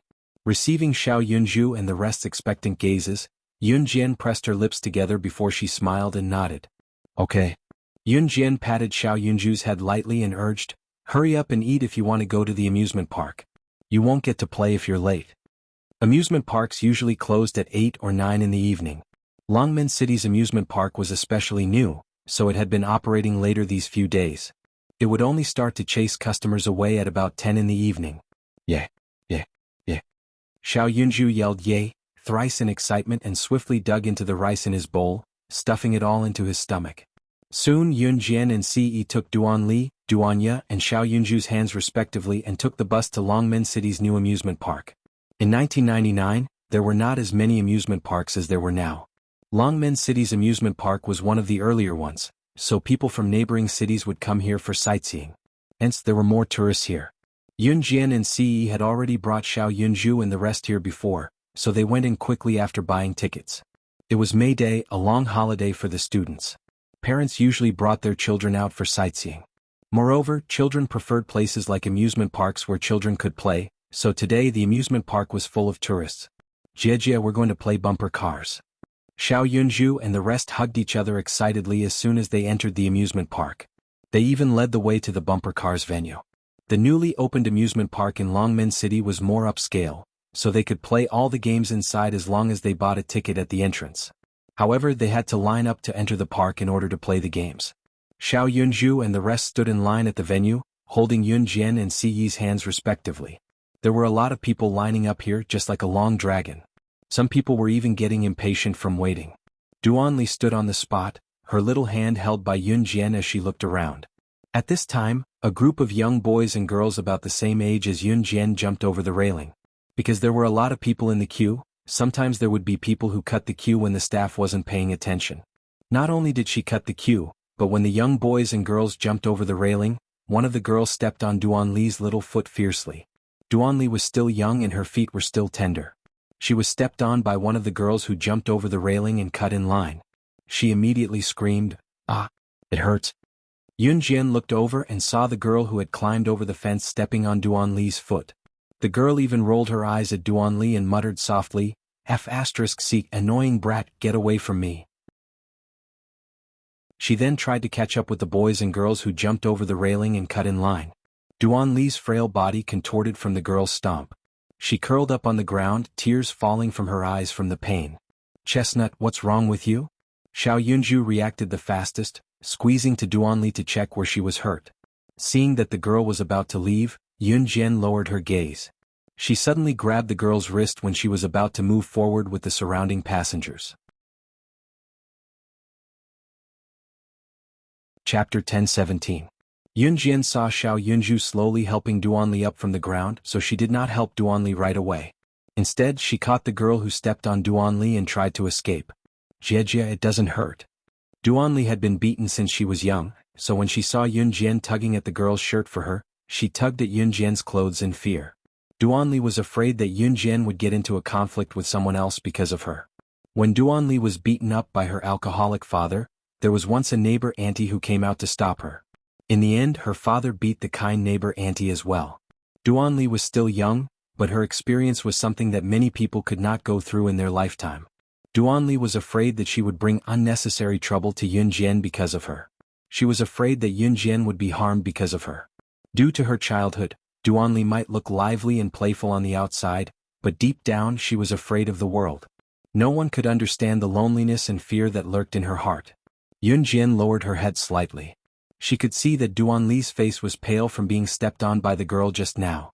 A child's feet were soft and tender, unable to withstand even the slightest injury. What was more, when the girl flipped over the railing just now, she had jumped down from the railing that was about half a meter high.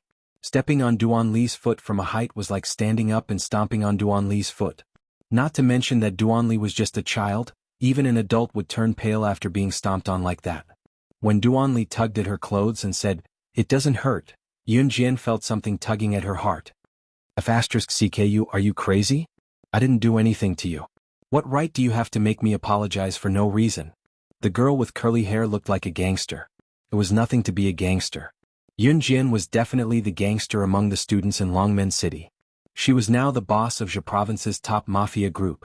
As a person, being in the underworld wasn't scary, but the scariest thing was that he didn't admit what he had done. Refusing to admit what he had done was probably something that many people had done before, so it wasn't unusual. But what was disgusting was that not only did this girl not admit it, her aggressive tone made her sound more reasonable. "Let go, let go, let go. If you don't let go, I'll call someone over to beat you up."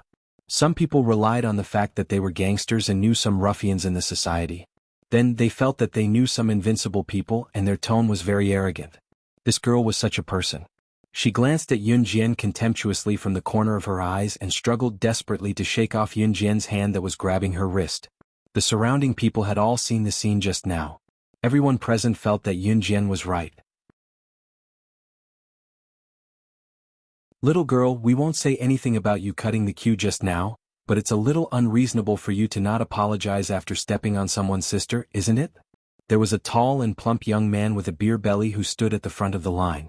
He saw what happened just now and spoke to the girl on Yun Jian's behalf. Before the young man could finish, however, the girl cut him off. "CK off, fatty. It's none of your business." As she spoke, she turned back to look at Yun Jian. "Are you letting go or not? If you don't let go, I'll ask my friends to catch you and beat you up. Do you believe me?" Chapter 10:18. The girl was stunned. Just as she was about to speak, she was attracted by the voices of a few young men and women who were squeezing their way to the front. "Yang Kai-dai, what are you doing? Why aren't you coming over?" One of the boys, who was taller than the rest, bellowed when he saw the girl who was held back by Yun Jian. Obviously this girl's name was Yang Kai-dai. Yang Kai-dai became even more frustrated after being yelled at by the boy. Her friends had already cut the queue and ran to the front, but she was being held back by Yun Jian and could not catch up with her friends. Moreover, one bumper car could seat two people. Yang Kai-dai sat in the same car with her boyfriend. Her boyfriend was a real hooligan. She was so anxious to catch up with him because she wanted to sit in the same bumper car as him. In the end, Yun Jian wanted her to apologize. Yang Kai-dai thought that she was a person with a lot of self-respect, especially after she met her current boyfriend and made friends with many gangsters. She felt that she was very arrogant. Yang Kai-dai felt that it was impossible for her to apologize to Yun Jian. "Come over quickly. There's a B*TCH here who wants me to apologize. Damn it. I haven't done anything to her yet." Yang Kai-dai was getting more and more frustrated as she was surrounded by people in the queue. She shouted at her friends who had already run to the front. Upon hearing Yang Kai-dai's shout, her friends who had already cut the queue all ran back. Yun Jian was standing in front with Duan Li and Duan Ye, while Si was standing behind her. Although Si was tall, he deliberately bent his body and leaned slightly against Yun Jian. That was why Yang Kai-dai did not see Si. At this moment, Yang Kai-dai's friends had already run back and jumped over the railing one by one. They surrounded Yun Jian and the people in the queue as if they were going to fight. "CK. Little girl, you look pretty. Are you trying to bully my girlfriend?" Standing outside the railing, a hooligan-like boy raised his head and pointed his chin at Yun Jian as he spoke arrogantly. This boy was obviously Yang Kai-dai's hooligan boyfriend. However, as soon as the boy appeared, he stared at Yun Jian without blinking. That expression was very unusual. Seeing this, Ce stood behind Yun Jian and hugged her slender waist from behind. "You're not going to apologize, are you?" Yun Jian's tone was cold. She narrowed her eyes, but the atmosphere around her had changed. Looking at Yun Jian's cold expression, Yang Katie's boyfriend felt an itch in his heart. Yun Jian's current appearance was like a cold little beauty. At this moment, Yu Hui felt a certain part of his body swell up. He even felt that his girlfriend, Yang Kai-dai, was tasteless. "Hey little beauty, you seem to have quite a temper," Yu Hui said as he looked at Yun Jian with a sneaky smile. However, just as he finished speaking, Yun Jian reached out and pulled Yang Katie's body. Her other hand slapped Yang Katie's cheek fiercely. Slap. Yun Jian slapped Yang Kai-dai so hard that she leaned against the railing. Before Yang Kai-dai could explode, Yun Jian stretched out her leg and stepped on Yang Katie's foot. In the next second, Yang Kai-dai screamed like a pig being slaughtered. For a moment, she did not even have time to scold Yun Jian. Yun Jian stepped on Yang Katie's foot with one foot. She stomped on Yang Katie's foot fiercely as she tossed and turned.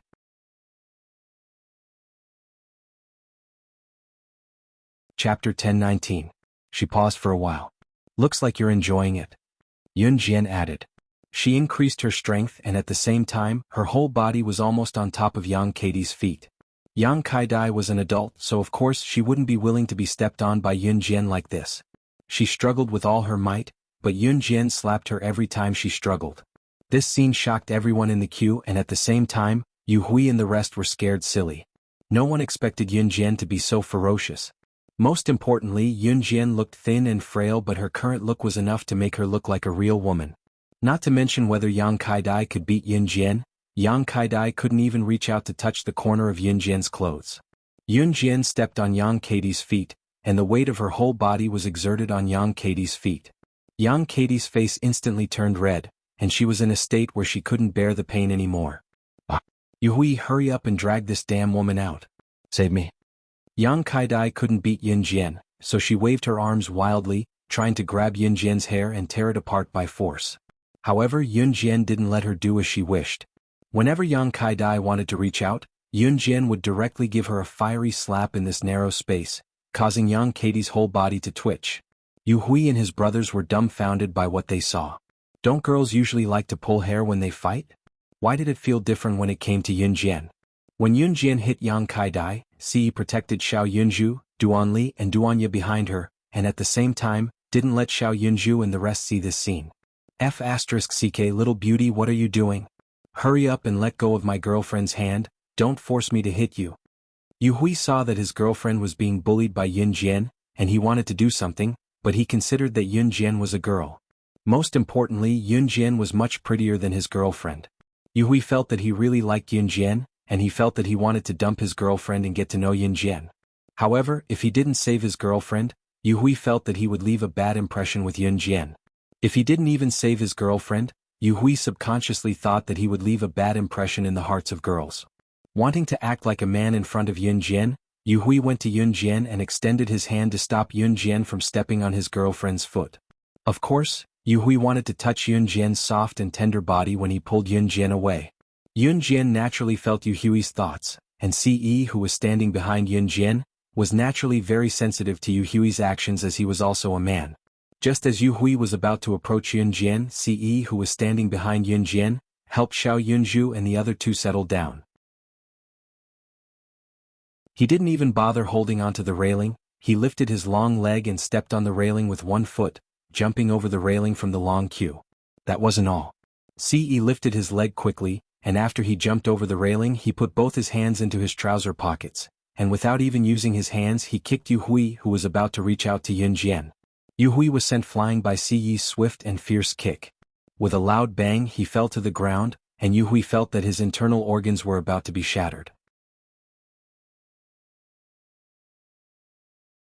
Chapter 10:20. Yu Hui clutched his internal organs. He felt as if his internal organs were about to be crushed by Ce's kick. This feeling was worse than death. Cough cough cough. Yu Hui clutched his chest and coughed violently. Jumping over the railing meant that they weren't in the queue. Amusement parks would usually set up a long queue railing. Outside the railing, there was a flat area where there was no need to queue. Yu Hui and his group had jumped over the railing to run back to help Yang Kai-dai just now. Ci had also jumped over the railing and kicked away Yu Hui, who wanted to touch Yun Jian. Yun Jian's eyes dimmed slightly before her lips curled up. At this moment she felt warmth in her heart. Because he was behind her. Slap. Thinking of Duan Li's feet that hadn't recovered yet, Yun Jian gave Yang Kai-dai another slap. Duan Li was only a child to begin with. She was still young and was still growing. Places like the back of her feet were tender and tender to begin with. Even Yun Jian's feet were soft and tender, let alone Duan Li. So when she thought of what Yang Kai-dai did to Duan Li and refused to apologize, she gave Yang Kai-dai a few more slaps without hesitation. In the end, Yun Jian grabbed Yang Katie's hair and pulled Yang Katie's head in front of her. She didn't let go of Yang Katie's foot. "Are you going to apologize or not?" Yun Jian said and gave Yang Kai-dai another slap. In fact, Yun Jian was already very soft-hearted. According to her character in her previous life, Yang Kai-dai would have already been killed. But now that they were in the amusement park, she didn't want to cause a big commotion. However, to an ordinary person, Yun Jian's action was quite shocking. If it was any other ordinary person, even if they saw their own people being stepped on by someone else and were rejected when they asked for an apology, they wouldn't be able to do anything about it. Even if the other party was as confident as Yang Kai-dai, they could only give up. What else could they do? He could only admit that he was unlucky. After all, Yun Jian had beaten, scolded, and even asked for an apology. If it were an ordinary person, who would dare to do that? Not only was this an action that could easily cause trouble, but more importantly, to hit a person in front of so many people, even an ordinary person would feel embarrassed. Especially for girls, they had to pay attention to their image.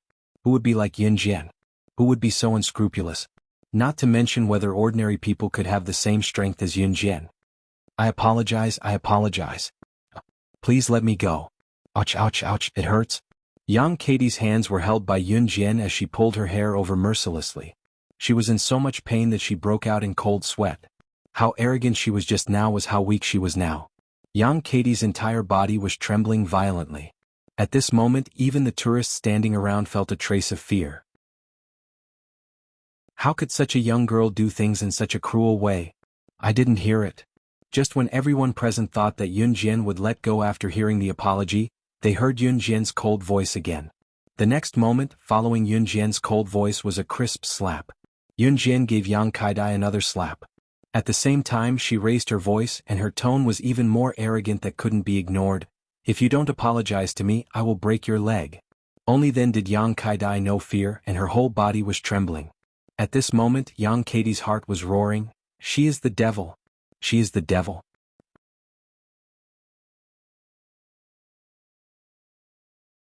Chapter 10:21. She had clearly apologized. She had already apologized. But what did Yun Jian say? She said she didn't hear it? Could it be that because she said it too lightly, Yun Jian didn't mean it? Yang Kai-dai couldn't help but curse in her heart. How could there be such an unreasonable person in this world? Wasn't Yun Jian lying to her? But Yang Kai-dai forgot. While she was thinking about it, she seemed to have forgotten something. How did she treat Yun Jian just now? How unreasonable was she when she didn't admit what she did to Duan Li? I'm sorry. I was wrong. Please let me go. Let me go. Yang Kai-dai begged desperately. For a girl like Yang Kai-dai, she was arrogant because she had a boyfriend. Yu Hui was a gangster and knew quite a lot of gangsters. He often fought with others and even liked to call a group of friends who called themselves brothers. Whenever one of their buddies got into a little bit of trouble with someone else, this group of buddies would all come. Even if it was just a little bit of trouble, they would make it sound like a big deal. Then, a large group of people would band together to fight. Yu Hui often did this kind of thing. Of course, this wasn't considered a gang fight. If one really had to talk about it, wasn't a guy like Yu Hui just trying to find some sense of presence in front of girls? Gang fights after gang fights, what was it for? To run in front of girls to show off. But what about girls? Some girls had never been exposed to such things. Then, when they heard a guy like Yu Hui exaggerating and saying that he was as powerful as Superman, they really thought that guys were omnipotent. However, girls like Yang Kai-dai naturally fell in love with Yu Hui. She was even tricked by Yu Hui into thinking that Yu Hui and this group of people were omnipotent. But in the end, if she really met someone like Yun Jian without the help of her boyfriend Yu Hui, Yang Kai-dai would probably beg Yun Jian to let her go.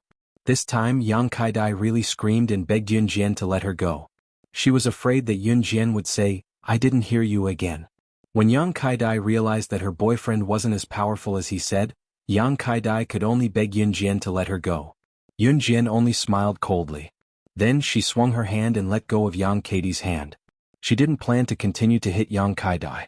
After Yun Jian let go of her hands and legs, Yang Kaidai felt like she was reborn. She was so scared that she crawled along the railing like she was avoiding the plague. Yu Hui's legs kicks legs leg. As for the rest of them, they didn't dare to come up to Yun Jian and see. In the end, Yang Kaidai's group didn't even bother with the bumper cars anymore. They all ran away like a puff of smoke. Yeah. Sister and Si Gij beat the bad guys. Xiao Yunju's cute little hands held on to Duan Li as he shouted. The surrounding crowd was shocked by Yun Jian and Si Yi's skills.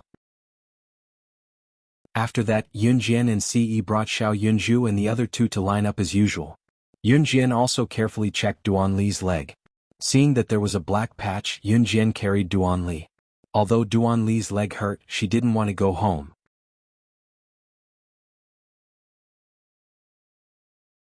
Chapter 1022. Duan Li was carried by Yun Jian. Duan Li was very light, as if she had no flesh on her body. Therefore Yun Jian didn't feel tired at all. Duan Li had 2 ponytails today and looked very cute. When Yun Jian carried her, the ponytails would gently touch Yun Jian's skin. However, Yun Jian didn't have any expression of disgust. Instead, she pursed her lips and smiled gently. Si Yi flipped over the railing and stood behind her. Young lady, your boyfriend was so handsome just now. When Yang Kaidai stepped on Duan Li's foot and wanted to leave without apologizing, the surrounding people were all watching the show. Only this young man with a beer belly spoke up for Yun Jian. Now that he saw Yun Jian and Si Yi, this young man couldn't help but say to Yun Jian. This young man with a beer belly was a typical fat man, and his body looked rather burly. He didn't have any other intentions, he just wanted to say something to Yun Jian. Yun Jian also admired people like him who were willing to help others when they met on the road. When the young man with a beer belly finished speaking, Yun Jian nodded and smiled at him, but didn't say anything. Yun Jian's smile was a tacit agreement to the young man with a beer belly. Si was her boyfriend. The young man with a beer belly seemed to have no one to talk to, so he looked at Duan Li, who was in Yun Jian's arms, Duanya, and Xiao Yunju, who was being held by Si Yi. The young man with a beer belly couldn't help but ridicule them. You guys look so young, especially you, young lady. I think you look like a 16 or 17-year-old girl. Haha, if I didn't see these 3 kids, I would have thought that you two were a couple from school. The beer-bellied young man obviously didn't believe that Xiao Yunju and the other 2 were Yun Jian and Si Yi. Some people didn't look old. Although Yun Jian and Si Yi looked young, the beer-bellied youth felt that they were old. Usually, when a young couple went on a date or went on a trip, it was impossible for them to bring their younger siblings along, right? If she were to bring her younger siblings along, their parents would have to come along as well, right? Although he couldn't believe it, the beer-bellied young man would rather think in another direction than think in this direction. Yun Jian was stunned when she heard the beer-bellied young man's voice. She was about to say something when the young man interrupted her. However, Si Yi snatched the right to speak. It's not good to keep the child cooped up at home. You should take some time to bring the child out for a walk. This meant that he had tacitly agreed with the beer-bellied youth's words. The corners of Yun Jian's mouth twitched. She wanted to explain again, but Si Yi hugged her slender waist and looked at her lovingly. He said, "Stop fooling around. Hold the child tight." Yun Jian was speechless. She could even feel the naked gazes of the people around her. Ha ha ha. I can tell that you two have a good relationship. The beer-bellied youth believed Si Yi's words without a doubt. At the same time, he changed from calling Yun Jian and Si Yi a couple, to calling them husband and wife. Xiao Yunju and Duan Li looked younger. Whether it was Xiao Yunju, Duan Li, or Duanya, they were thin and weak. They looked like kindergartners. In comparison, Xiao Yunju had grown taller and looked much better. However, he looked like he was 6 or 7 years old at most. If Yun Jian and Si Yi looked older, then it wasn't too unbelievable that they had given birth to Xiao Yunju and the other 2 at an early age. The beer-bellied man smiled. Very good. Si Yi only revealed a charming smile. It was easy for Si Yi to say something that went against his conscience. Chapter 1023. In the end, Si Yi actually started chatting with the beer-bellied young man. However, from the beginning to the end, Si Yi was flaunting his relationship with Yun Jian. In Si Yi's own words, he couldn't wait for the whole world to know that Yun Jian already belonged to him and only him. He absolutely wouldn't allow anyone to have any designs on Yun Jian. The long line actually passed by very quickly. In the blink of an eye, it was Yun Jian's turn.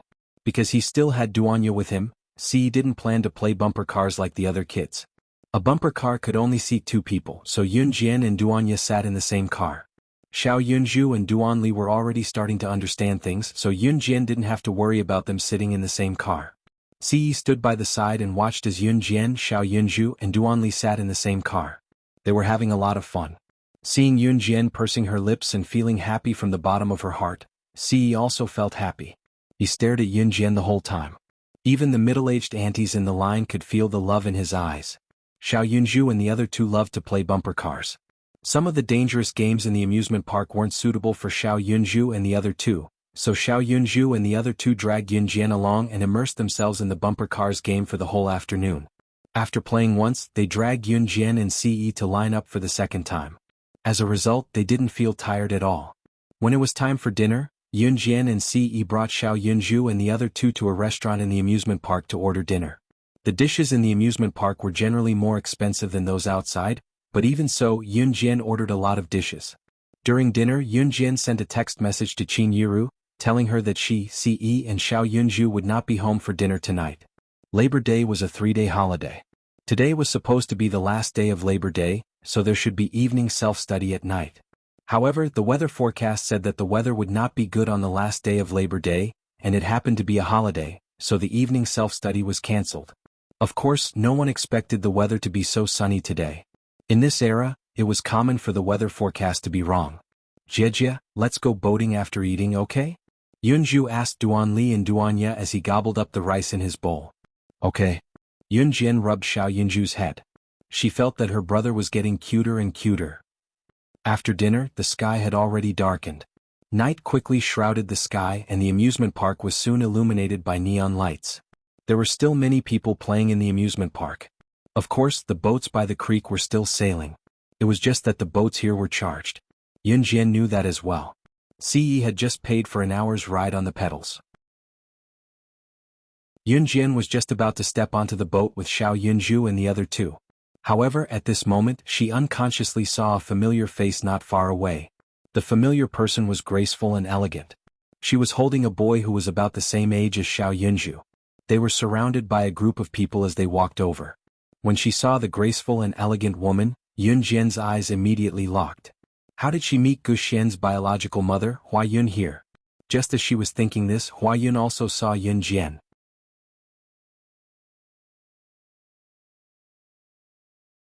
Chapter 1024. The moment Hua Yun saw Yun Jian, she was stunned. At this moment, Hua Yun was surrounded by more than 10 bodyguards. She looked like a typical rich person. Hua Yun was holding the hand of a boy who was about the same age as Xiao Yunju. It was not hard to tell that the boy was the child of Hua Yun and her current husband, Hu Chaochuan. Hua Yun's current husband was ugly. Therefore, even though Hua Yun was good-looking, the boy she was holding the hand of took after her current husband, Hu Chaochuan. He had a flat nose, a round face, and even his hair was a little bald. It had to be said that the boy was extremely ugly. However, he was dressed in branded clothes. It was obvious that he was a rich man's son. When Hua Yun saw Yun Jian and Ce with Xiao Yunju and the other 2, she was stunned. Hua Yun remembered how Yun Jian had insulted her the last time. Last time, Yun Jian had called her a cheap woman. She had said that she and her current husband, Hu Chaochuan, were dogs and meows. Hua Yun had been waiting for the last time. When Qin Yiru and Gu Junjian got married, she wanted to go to the wedding and show off how sweet and beautiful her life was now. Especially now that her identity was different from before. Her husband's uncle was an international business tycoon. Even in the entire world, his status was extraordinary. There was no need to mention it. This was because Hua Yun believed that a person like Yun Jian would never be able to reach that level. Of course, her husband, Hu Chaochuan, was an example. Hu Chaochuan had followed his uncle and had become an international tycoon. For example, her husband was one of the investors of the amusement park today. That was why Hua Yun was here. It could be said that Hua Yun's son was on vacation these few days. Therefore, Hua Yun had been wandering around the amusement park with her son. As she was wandering around, she bumped into Yun Jian. Hua Yun thought that Yun Jian wouldn't come to the amusement park just to mock her, right? Therefore, Hua Yun held her son Hu Qixiang's hand and walked over with big steps. After all, Hua Yun was from a wealthy family. After marrying Hu Chaochuan, she felt that her husband was very powerful. Therefore she valued her cultivation even more. Hua Yun walked over and looked down at Yun Jian. She was wearing a pair of high heels, so she looked much taller than Yun Jian. I can't believe you guys are here. Hua Yun spoke as if Yun Jian and the others were not supposed to be here. If you can come, why can't I? Yun Jian was not the kind of person who would run away. She looked straight at Hua Yun. Hua Yun was slightly taller than Yun Jian. Now that she was wearing high heels, it could be said that Hua Yun was looking down at Yun Jian. However, Yun Jian stood on the same spot. She did not look up at Hua Yun. Instead, she looked straight at Hua Yun, who was a few meters away. In terms of aura, even though Hua Yun's height was slightly taller than Yun Jian, who was wearing flat shoes, Yun Jian was stronger than Hua Yun in terms of aura and behavior. It was also because of this that Hua Yun hated Yun Jian even more. Because this is my house. Mom doesn't like you guys coming here. I don't like you guys coming here either. So, get out of my house. When Hua Yun wanted to say something, her son with a flat nose, Hu Qixiang, who was holding her hand, took the right to speak. As soon as Hu Qixiang spoke, Yun Jian felt it. He was a typical example of being spoiled by Hua Yun and Hu Chaochuan.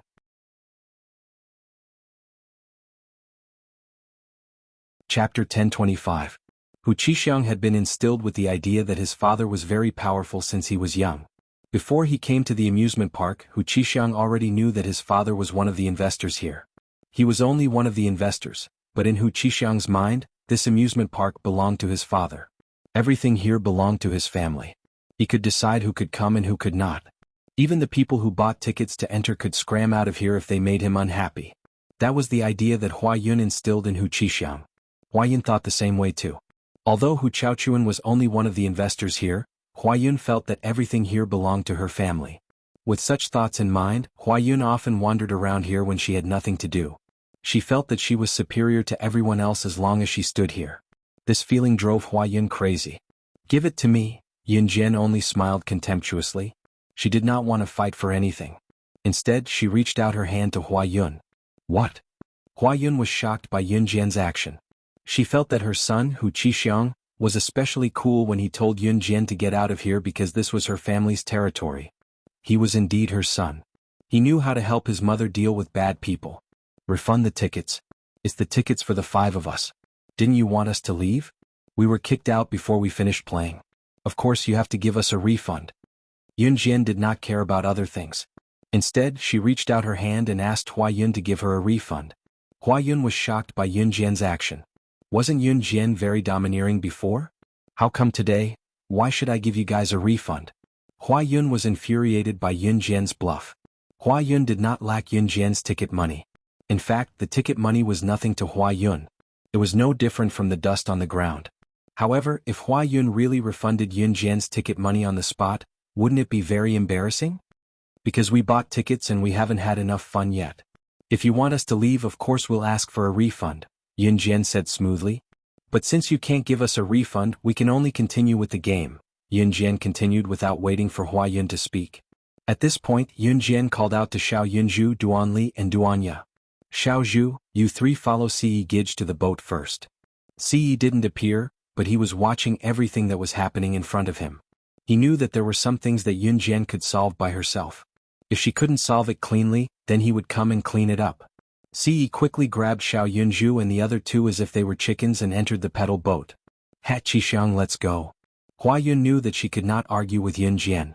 She gritted her teeth in anger, but after considering her appearance, she dragged Hu Qixiang away. Just you wait. It was going to be Qin Yiru and Gu Yunjian's wedding soon.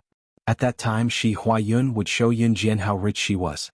Compared to her, Gu Junjian and Qin Yiru's family wealth was nothing. Hua Yun wanted to show off at Gu Junjian and Qin Yiru's wedding. She also wanted her ex-husband to see that the husband she found now was not only richer than him, but more importantly, he also knew how to dote on her. Chapter 1026. Just as they got on the boat, Yun Zhu and Duan Li snatched the pedals with their tiny feet and stepped on them, having a great time. Ci's long legs were pressed against Xiao Yunju's. Just as he carried Xiao Yunju and the other 2 onto the boat, Yun Jian nimbly walked into the boat from the shore. Since Hua Yun had left on her own, Yun Jian naturally did not ask her to stay, nor did she say anything. Because it was not the right time yet, she would let Hua Yun be smug for a few more days. Yun Jian would never let anyone who belittled her mother off the hook. Reality had proven that Hua Yun had successfully angered her. As for the next step, she would make Hua Yun pay the price for angering her.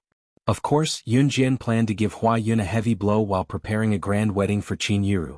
Just as Yun Jian thought of this, she had already stepped on the pedals and walked into the boat. The boat was not big and could only seat 4 people.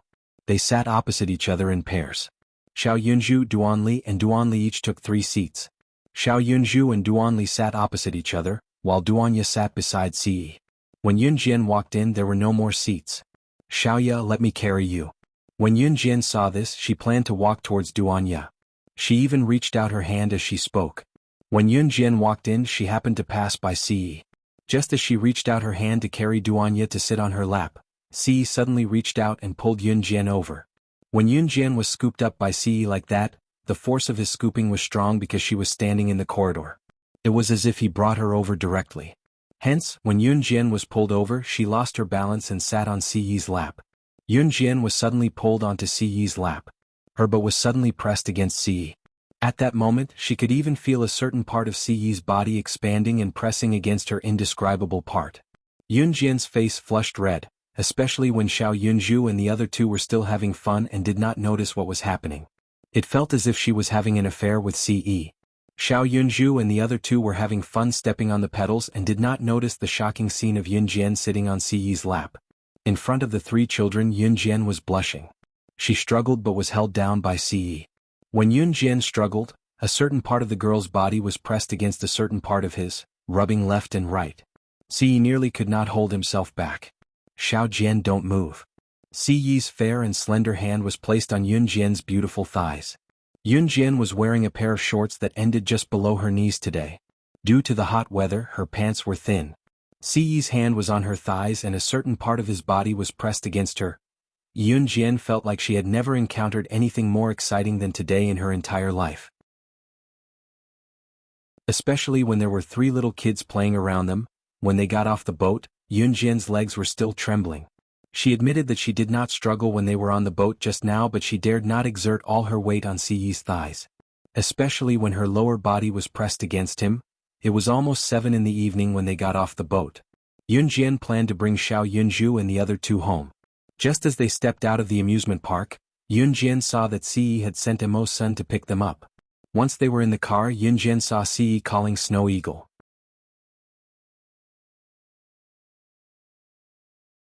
Chapter 1027. Once Si was done, Snow Eagle did not know what was going on, but it had always obeyed Si's orders. Si hung up right after Shuang agreed. Yun Jian, who was in the car, narrowed her eyes, knowing that Si was taking revenge for her. Destroying the amusement park's investors' shares was the same as destroying the new project that Hua Yun's husband's company had recently launched. It would at least cause Hua Yun's husband to lose a huge sum of money. It was not enough to ruin his reputation, but it would be enough to give him a headache in the near future. Emo Sun drove steadily. Xiao Yunju, Duanling Tian, and Duanling Tian seemed to be tired from playing in the car. The 3 of them seemed to have infected each other as they dozed off in the car at the same time. Yun Jian knew that the 3 of them must be tired from playing today, so she let Si help her to rest Xiao Yunju's head while she rested her head on Duanli and Duanya's. When they got home, Yun Jian moved Xiao Yunju, Duanling Tian, and Duanling Tian back to their respective bedrooms. Yun Jian was exhausted after playing for the entire afternoon and night. It was only 8 o'clock when she got home. Although she had to wake up for school the next day, Yun Jian was in no hurry to sleep. On the other hand, Hua Yun brought her son, Hu Qixiang, home in a huff and shoved her son to the nanny in exasperation. She was so infuriated by Yun Jian that she did not even bother to look at her son as she stomped upstairs. Before Hua Yun entered her husband's study, she heard him talking to someone on his phone. Hu Chaochuan's tone was extreme. What? Someone important is messing with us. Explain it to me. What do you mean the amusement park plan is going to be ruined? I've invested 1 billion yuan in Longmen City's amusement park. How can it be gone just like that? Find out who did it for me. After shouting his last words, Hu Chaochuan threw his phone away. From the ferocious expression on Hu Chaochuan's face, one could tell that he was in a very bad mood. In 1999, 1 billion was equivalent to half of Hu Chaochuan's family fortune. The project that he had just invested in was suddenly hacked. Moreover, this project had cost all of Hu Chaochuan's efforts. Hu Chaochuan's expression at this moment was simply uglier than if he had eaten dog shit. It was true that Hua Yun was a graceful and elegant woman. However, Hua Yun was not smart. Even though she could see that Hu Chaochuan's face was terrifyingly dark, she still wanted to approach him. "Hubby, what's wrong? Why were you so angry just now?" Hua Yun gently brought a fruit platter from downstairs and leaned over. Just as she walked over and placed the fruit platter in front of Hu Chaochuan pushed it away. The fruits in the fruit platter rolled to the ground and slid far away. Scram! Did I tell you to come up? On the surface, Hu Chaochuan appeared to be very gentle to Hua Yun. However, if he really encountered something difficult, he would simply treat Hua Yun as a punching bag. Hua Yun felt that the only thing she could brag about in this life was marrying a rich husband like Hu Chaochuan. Hua Yun wanted to pretend to be a very virtuous wife in front of Hu Chaochuan, so she went to Hu Chaochuan even after she was scolded. "Chaochuan, what's wrong with you? Is there something wrong with your business?" "It's all right, I'm here with you." Before Hua Yun could finish her sentence, Hu Chaochuan pushed her away. Hu Chaochuan, who had called Hua Yun baby in front of Yun Jian before, did not even treat Hua Yun as a human when he was frustrated.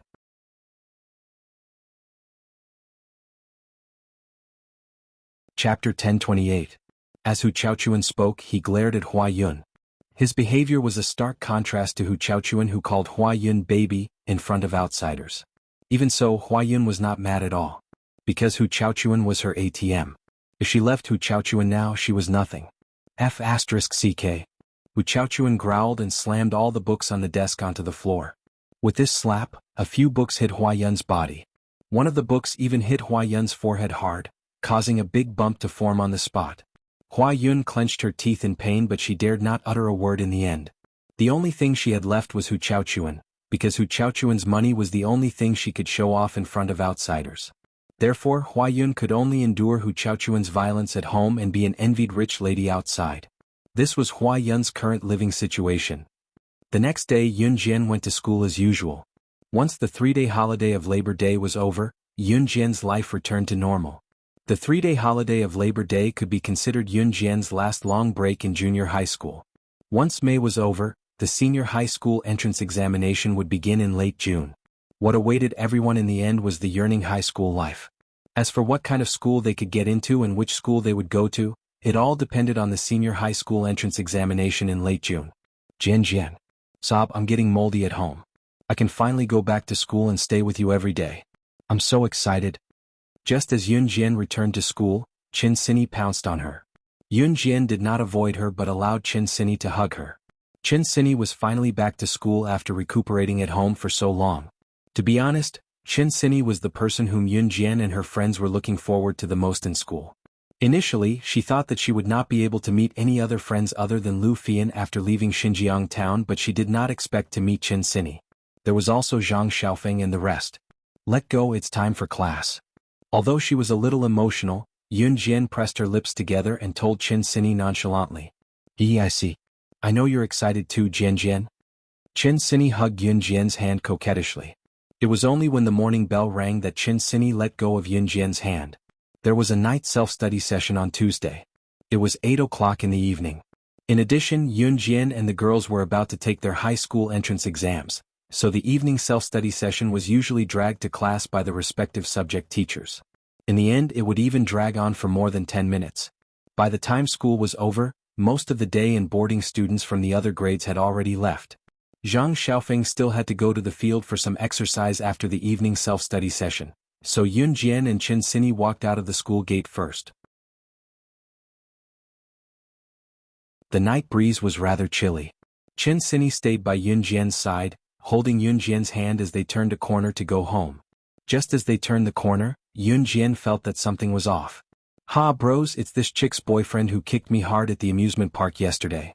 Yun Jian recognized the leader of a group of people who were walking toward them at first glance. The leader was Yang Katie's boyfriend, Yu Hui, who refused to apologize for stepping on Duan Li yesterday. Currently, Yu Hui was leading a group of more than 20 teenagers with Yang Kai-dai in his arms. There were also some teenagers who came to watch the show, surrounding Yun Jian and Qin Sini. From the looks of it, it was obvious that Yu Hui and his men were here to cause trouble.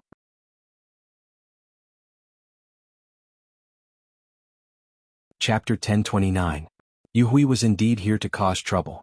After being kicked by Ce yesterday, he felt like his internal organs were about to be destroyed. To Yu Hui, he had never suffered such humiliation in his life. However, considering that Ce was too strong, he took his girlfriend, Yang Kai-dai, and ran away first. If he couldn't win, he would run away. This was Yu Hui's habit.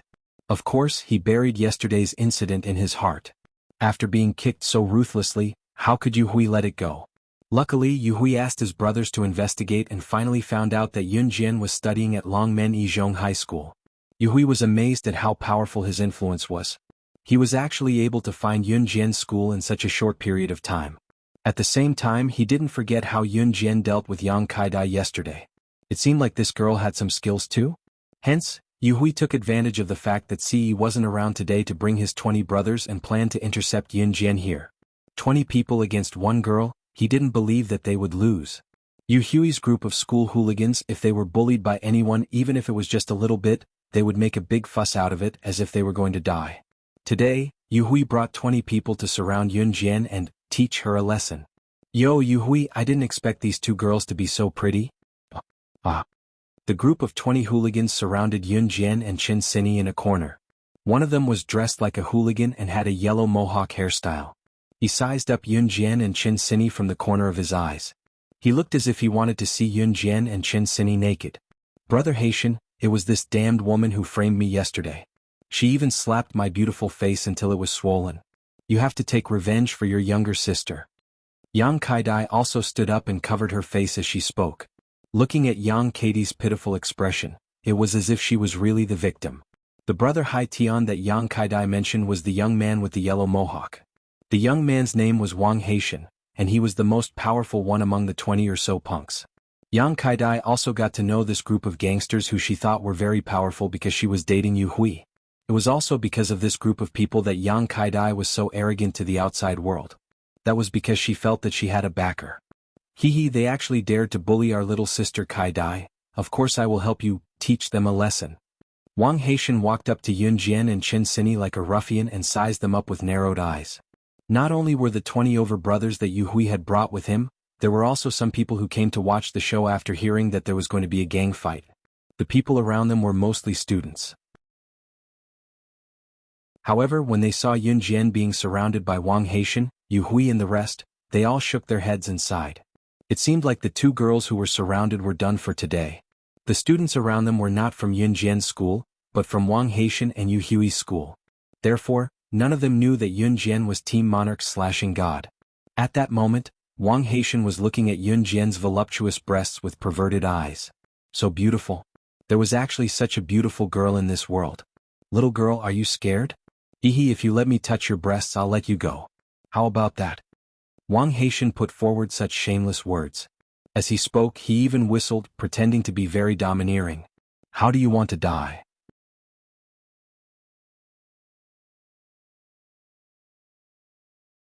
Chapter 10:30. The people standing around had thought that Yun Jian would beg for mercy, lose her face from fright, or hug Qin Sini in fright and cry out what to do. This was how a normal girl would react when faced with such a situation. But what about Yun Jian? She didn't follow Wang Haitian's words. Instead, she asked Wang Haitian, how do you want to die? Are you kidding me? The current situation was that Yun Jian was surrounded by Yu Hui, Wang Haitian, and the rest, and they were about to gang up on her. She was a girl, but not only was she not afraid, she even looked at Wang Haitian and the rest and said such words. Wasn't this asking for death? It was fine if Yun Jian wasn't afraid, but why didn't the girl standing beside Yun Jian have any sense of fear? Qin Sini was standing beside Yun Jian, but just like Yun Jian, she didn't show any signs of fear in front of Wang Haitian and the rest. Ha, little girl, don't try to be brave. You won't die if I touch you. I'll touch you gently and I'll let you go after that. How about that? Wang Haitian was mesmerized by Yun Jian's beauty, and he didn't even have the intention to avenge Yu Hui and Yang Kai-dai. At this moment, his entire heart was on Yun Jian. Such a beauty made him want to conquer her from the bottom of his heart. Wang Haitian, I was the one who found this beauty. Why are you the only one who can touch her? Yu Hui saw that Wang Haitian wanted to monopolize Yun Jian and he panicked. He didn't even care about his own girlfriend and opened his mouth to say these words. Yu Hui's words made Yang Katie's eyes widen. Yu Hui, you actually had this kind of idea? You even said that you're going to avenge me tonight, you. Don't, my baby. I'm torturing her because I want to avenge you. Yu Hui realized that he had said something wrong and he immediately changed his words. Although Yu Hui's explanation was rather far-fetched, Yang Kaidai turned around unhappily and pouted her lips. After making an angry face, she didn't say anything else. It was only then that Yu Hui turned his attention back to Yun Jian. Just as Yu Hui turned his head around, he suddenly heard the surrounding students exclaim in surprise. "Oh my god, this girl, she actually carries a knife with her." Yu Hui's attention was attracted by the noise. He turned around in surprise and saw Yun Jian pulling out a butterfly knife from her pocket. With a swift flick of her hand, the butterfly knife was caught in Yun Jian's palm. Seeing Yun Jian's proficient posture with the knife, everyone present was slightly stunned. In the next second, they heard Yun Jian's lips curl up. Her red lips moved up and down slightly, and the hand holding the butterfly knife tightened. Then she pointed the blade of the butterfly knife at Wang Haitian and the others. "Don't talk nonsense. You want to gang up on me, right? Get your weapons and come at me together. I don't have time to talk nonsense with you bunch of trash." The moment Yun Jian whipped out the butterfly knife was enough to send chills down people's spines. After all, she was a girl, how could she carry a knife with her? However, when Yun Jian finished speaking, the group of people led by Wang Haitian were dumbfounded. What did this girl say? She wanted all of them to come at her together? She even said that they were trash? Could it be that she wanted to fight with them all by herself? Was this a joke? Just her alone?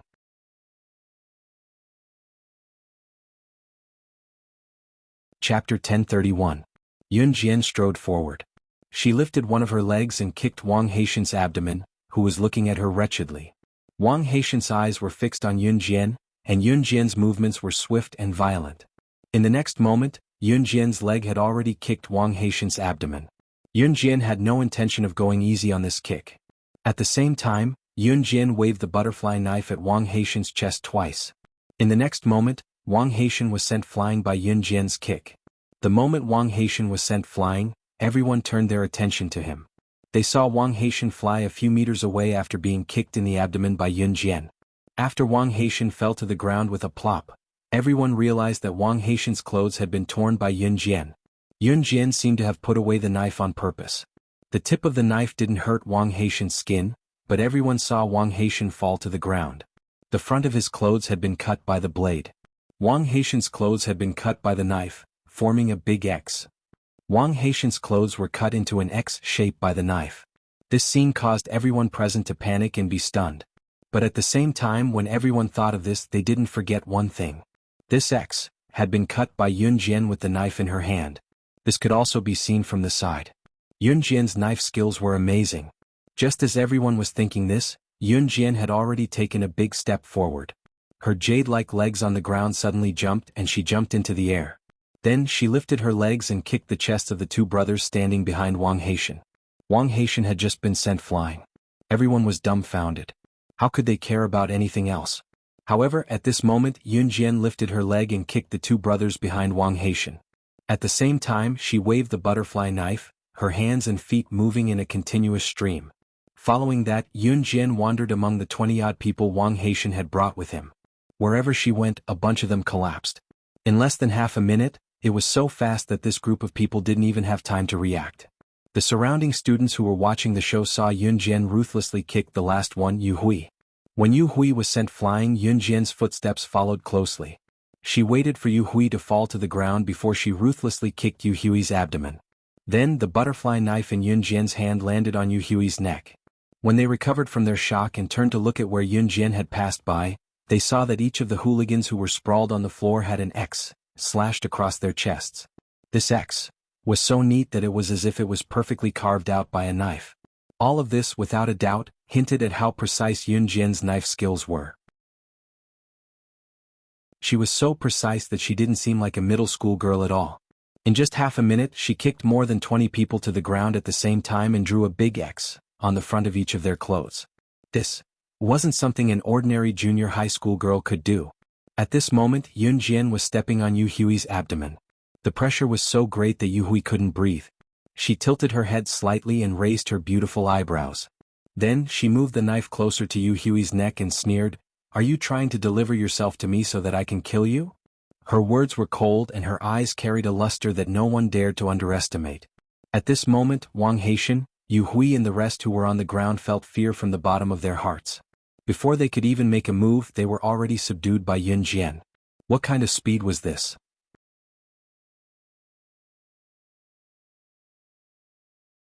Chapter 1032.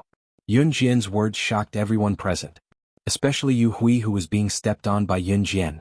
Although Yu Hui usually liked to act cool in front of girls, when he was being threatened with a knife and stepped on, he was scared out of his wits. Yu Hui swallowed a mouthful of saliva before he spoke in a trembling voice. Please take the knife away. All of this is not my fault, it's Yang Kai-dai, she was the one who threatened me. If you want to kill, then kill her, it has nothing to do with me. It has nothing to do with me. Yu Hui was really scared. At the same time, he suddenly hated his girlfriend Yang Kai-dai, to the extreme for instigating all these things. If Yang Kai-dai didn't say that he would take revenge for her as a man, he wouldn't have brought his brothers here to look for Yun Jian. And he wouldn't have been held by Yun Jian with a knife. Yu Hui thought that with more than 20 of his brothers, how could they not be able to deal with Yun Jian? Unless she wasn't an ordinary person. She was an assassin in the movies, an agent. But he was wrong. He was ridiculously wrong. She actually managed to subdue all of them by herself. Yu Hui, you actually... As Yu Hui's girlfriend, Yang Katie's heart trembled when she heard such words from Yu Hui's mouth. At a critical moment, her boyfriend actually said, "It's not my fault, if you want to kill, then kill her." Yang Kai-dai couldn't breathe for a long time after hearing Yu Hui's heartless words. Are you done? Yun Jian raised her voice, raised her eyebrows and sneered. When Yun Jian shouted, Yu Hui was so scared that he immediately shut his mouth. Yun Jian smirked coldly and sneered at Yu Hui again. No matter what, you brought so many people to surround me today, this is the truth, if I don't give you a gift in return, it would be rude. As Yun Jian spoke, she increased the force on her feet. Yu Hui, who was being stepped on by Yun Jian, almost spat out a mouthful of white foam. What? I beg you, let me go. Yu Hui's eyes were only left with a pleading look. Only then did he realize Yun Jian's cruelty. Just as Yun Jian moved slightly, and the butterfly knife in her hand was getting closer and closer to Yu Hui's neck, no one dared to stop her. Over there. Damn it. The people from other schools want to gang up on our Yun Jian, did they ask for our permission? Let's go, let's kill those people, how dare they bully Yun Jian? A loud voice was heard, and not long after, Zhang Xiaofeng and Zhang Jian led a group of people and rushed over from the corner. This group of people was no doubt the students from Longmen First High School. When they heard that there was a gang fight and the target was Yun Jian, Zhang Xiaofeng and Zhang Jian led a group of students who idolized Yun Jian to the core and rushed over like headless flies. Master. When Zhang Xiaofeng and the rest saw Yun Jian stepping on Yu Hui, and Wang Haitian and the rest who were kicked to the ground by Yun Jian getting up from the ground, he led a group of people and rushed towards Wang Haitian and the rest like a swarm of bees. Some of the boys from Longmen First High School who came to help Yun Jian had even picked up their backpacks and were ready to go home. When they heard that Team Monarch's slashing god was surrounded by a group of people, they threw their backpacks down and rushed over. How dare they touch their idol, they must have a death wish. Wang Haitian and the rest were dumbfounded. Were their eyes playing tricks on them? Yun Jian's popularity in Longmen First High School was so high? What? Just as Wang Haitian thought of this, one of them lifted Wang Haitian's head and punched him in the head. How dare you gang up on Team Monarch's slashing god, go to hell. The person said as he punched Wang Haitian. While being punched, Wang Haitian and the rest clearly heard a few words. Team Monarch's slashing god? Yun Jian.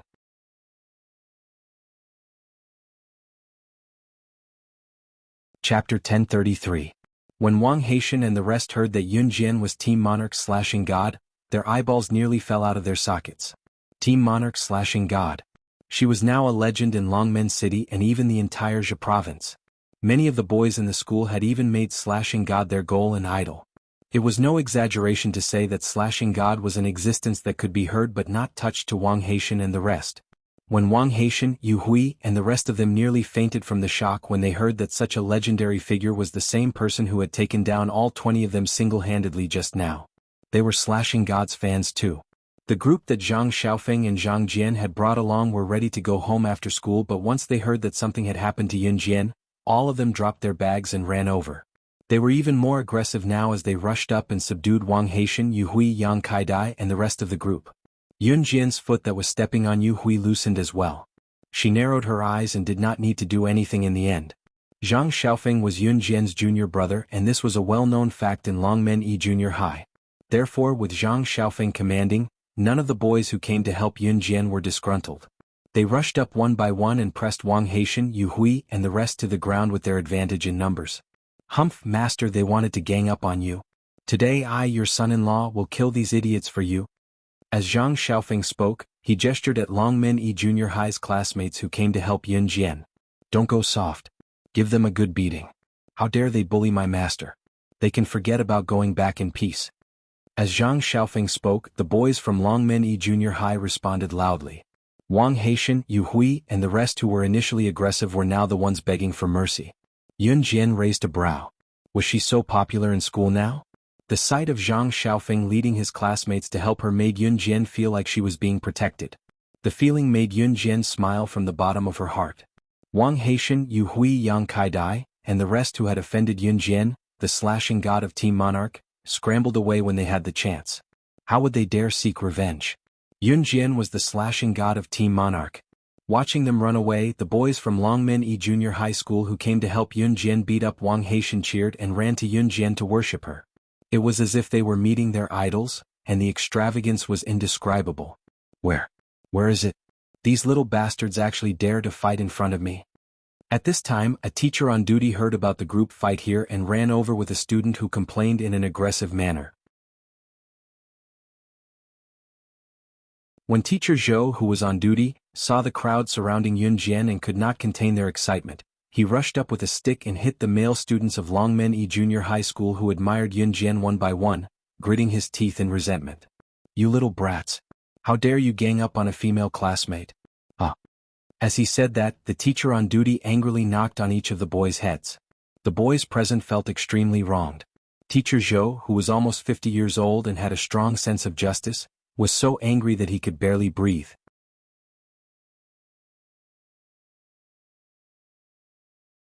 Chapter 1034. Teacher Zhou on duty was a very righteous little old man. He was not even 50 years old, but his hair was already white. In order to cover up his white hair, he even dyed his hair stylishly black. At this moment he was holding a small wooden stick in his hand. This wooden stick was originally broken off from the tree. When he came here he heard that a group of male students were fighting here. He was simply furious, so he broke off a branch from the tree and ran over here aggressively. Today was his shift, and they actually dared to fight in front of the school gate. This group of little bastards. None of them knew how powerful he was as a male tiger. That's right. This teacher on duty was the teaching director of Longmen First High School. His surname was Zhang, and Director Zhang was usually very fierce. He was a very fierce little old man. Moreover, he liked to go to extremes, so the students in school gave him a nickname, Male Tiger.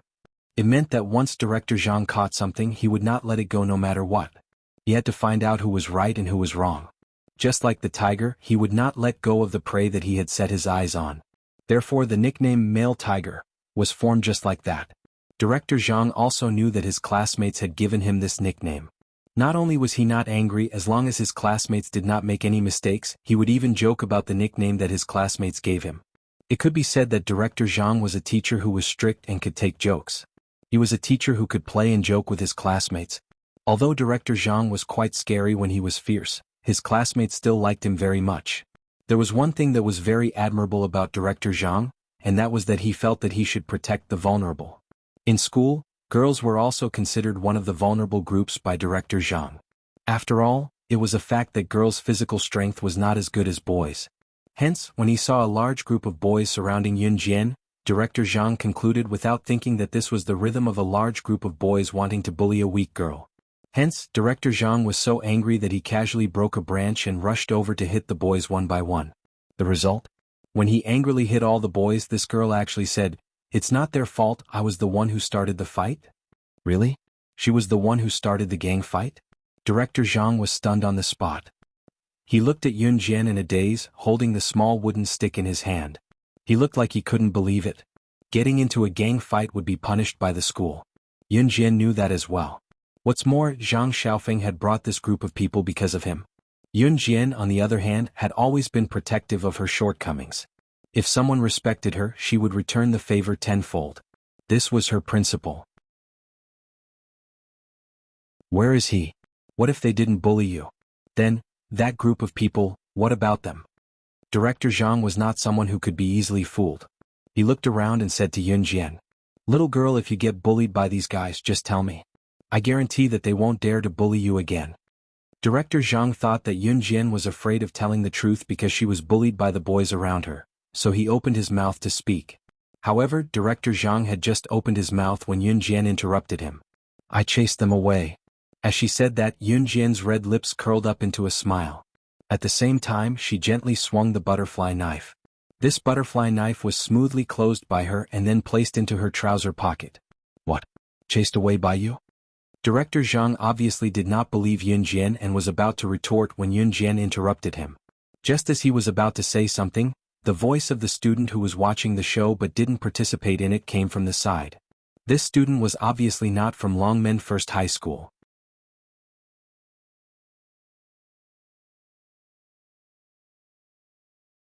Chapter 1035. The words of the student who spoke reached Director Zhang's ears without any hindrance. Director Zhang's expression changed from disbelief to shock and horror. What did this student just say? This girl, Yun Jian, whom he thought was being bullied by the boys, defeated more than 20 boys all by herself? How could such a miraculous thing happen to a female student? Director Zhang was completely stunned. However, at that moment, after the student who was watching the show spoke, another student followed suit. Haha, how could that group of people be her match? Didn't they say she's Team Monarch slashing God? She's the slashing god. Even if there were a few hundred of them, they still wouldn't be a match for her, let alone those 20 or so people from before. She's from the military. It was already shocking enough for Director Zhang, but after the student who followed suit, Director Zhang was even more terrified. What? The Team Monarch slashing god who was the talk of the town recently, was actually the girl whom he thought was being bullied? Director Zhang was a genuine old urchin. He had heard of Team Monarch slashing god before, but he did not know that she was in their school. Although the incident was spreading like wildfire in Longmen First High School, Director Zhang was unaware of it. Yun Jian curled her lips slightly. She was not afraid of being punished at all. She merely raised a brow and looked at Director Zhang. So, this incident has nothing to do with them. Yun Jian seized the opportunity to speak again. When Yun Jian said that, the boys present were very touched. Could it be that Yun Jian wanted to shoulder all the responsibility alone? Although Yun Jian was the cause of the incident, everyone did make a move in the end. If they were caught in a gang fight by the teachers, they would be severely punished. So, can we disperse now? Yun Jian's red lips curled up slightly as she spoke to Director Zhang again. As she spoke, her eyes flashed with a different color when she looked at Director Zhang. In 1999, there were not many cases of girls fighting. Girls in this era were very reserved, especially when it came to fighting with boys. Even in the current era, such cases were rare. Director Zhang had been a director for so many years and had never encountered such an incident. The corners of Director Zhang's mouth twitched. Because of the shock just now and the fact that he was a little confused at the moment, he paused for a moment and then said in a daze, "Huh? Alright. Let's disperse. At that moment, Yun Jian's eyes were sizing up Director Zhang. No one noticed that Yun Jian was looking at Director Zhang and even hypnotizing him. At that moment, hypnotism was the most effective. Looking at the dazed Director Zhang, everyone present was a little stunned. What? Based on Director Zhang's personality as the male tiger, shouldn't he fly into a rage and ask Yun Jian which class she was from? Shouldn't he be giving her marks at the registration counter? When Yun Jian heard that, she smirked and turned sideways. Just as she was about to wave Qin Sini, Zhang Xiaofeng, and Zhang Jian to leave with her, Director Zhang interrupted her. That classmate. Director Zhang spoke again. The students who were dumbfounded earlier had goosebumps all over again. What? Was Director Zhang going to settle scores with Yun Jian again? Classmate, be careful on your way home, okay? Unexpectedly, Director Zhang did not mention any punishment at all. The people standing around were all dumbfounded. Director Zhang had always been an impartial person. Why did he not punish Yun Jian today? He just let Yun Jian go. In the end, the students could not figure it out. Hence, they unanimously concluded that it was because Yun Jian was Team Monarch slashing God.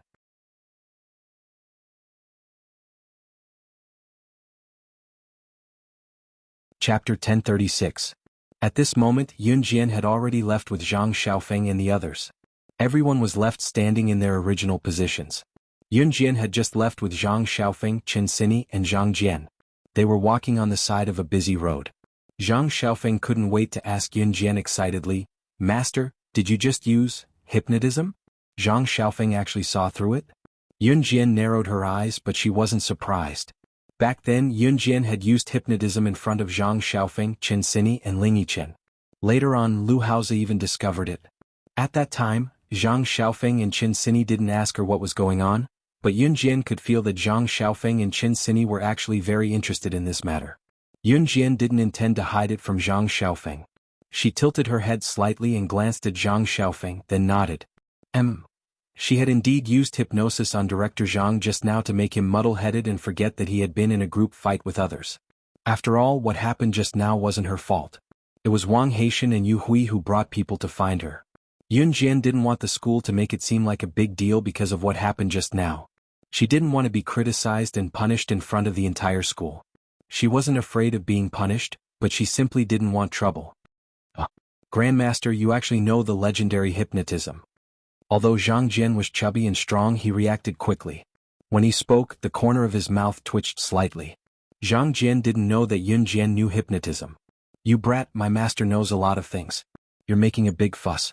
Embarrassing. Zhang Xiaofeng rebuked Zhang Jian, then chuckled. Zhang Xiaofeng didn't beg Yun Jian to teach him hypnotism because he knew that Yun Jian would teach him everything she could. Of course, she knew what she couldn't teach or couldn't teach. It was because of Zhang Xiaofeng's personality that Yun Jian made an exception to accept him as her disciple. Finally, they parted ways at the intersection. Time passed in the blink of an eye. After May Day, Yun Jian returned to her normal life. The beginning of May passed, Qin Yiru and Gu Yunjian's wedding day. On May 21, 1999, Qin Yiru and Gu Yunjian's wedding. Although it was Qin Yiru and Gu Yunjian's second marriage, it was the first time they felt the excitement before their wedding. In the past, no matter if it was when Qin Yiru and Yun Gang were forced to marry, or when Gu Junjian was forced to marry Hua Yun, they didn't feel this way.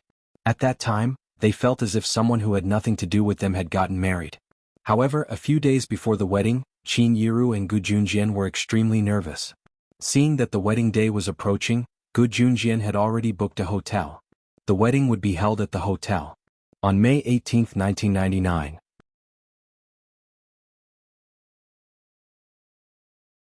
There were 3 days before the wedding. Qin Yiru was staying at home. Every day felt like a year. On one hand, she was looking forward to her wedding with Gu Junjian because she knew that Gu Junjian was sincere to her. On the other hand, she was a little scared. After a failed marriage, all women would have the same fear of marriage as Qin Yiru. Even if they hadn't experienced their second marriage, many women would have the same fear before marriage. They were afraid that the man would treat them badly. These days, Yun Jian asked for leave and stayed at home to accompany Qin Yiru. You're tuning in to the Han Li's Wuxia Adventures YouTube channel. We're so grateful for your support, and don't forget to subscribe to join us on this incredible journey through captivating stories. Your generosity through donations truly makes a world of difference, as it's the primary source of revenue that allows me to expand and enhance this channel for you. Thank you from the bottom of my heart for being a part of this adventure.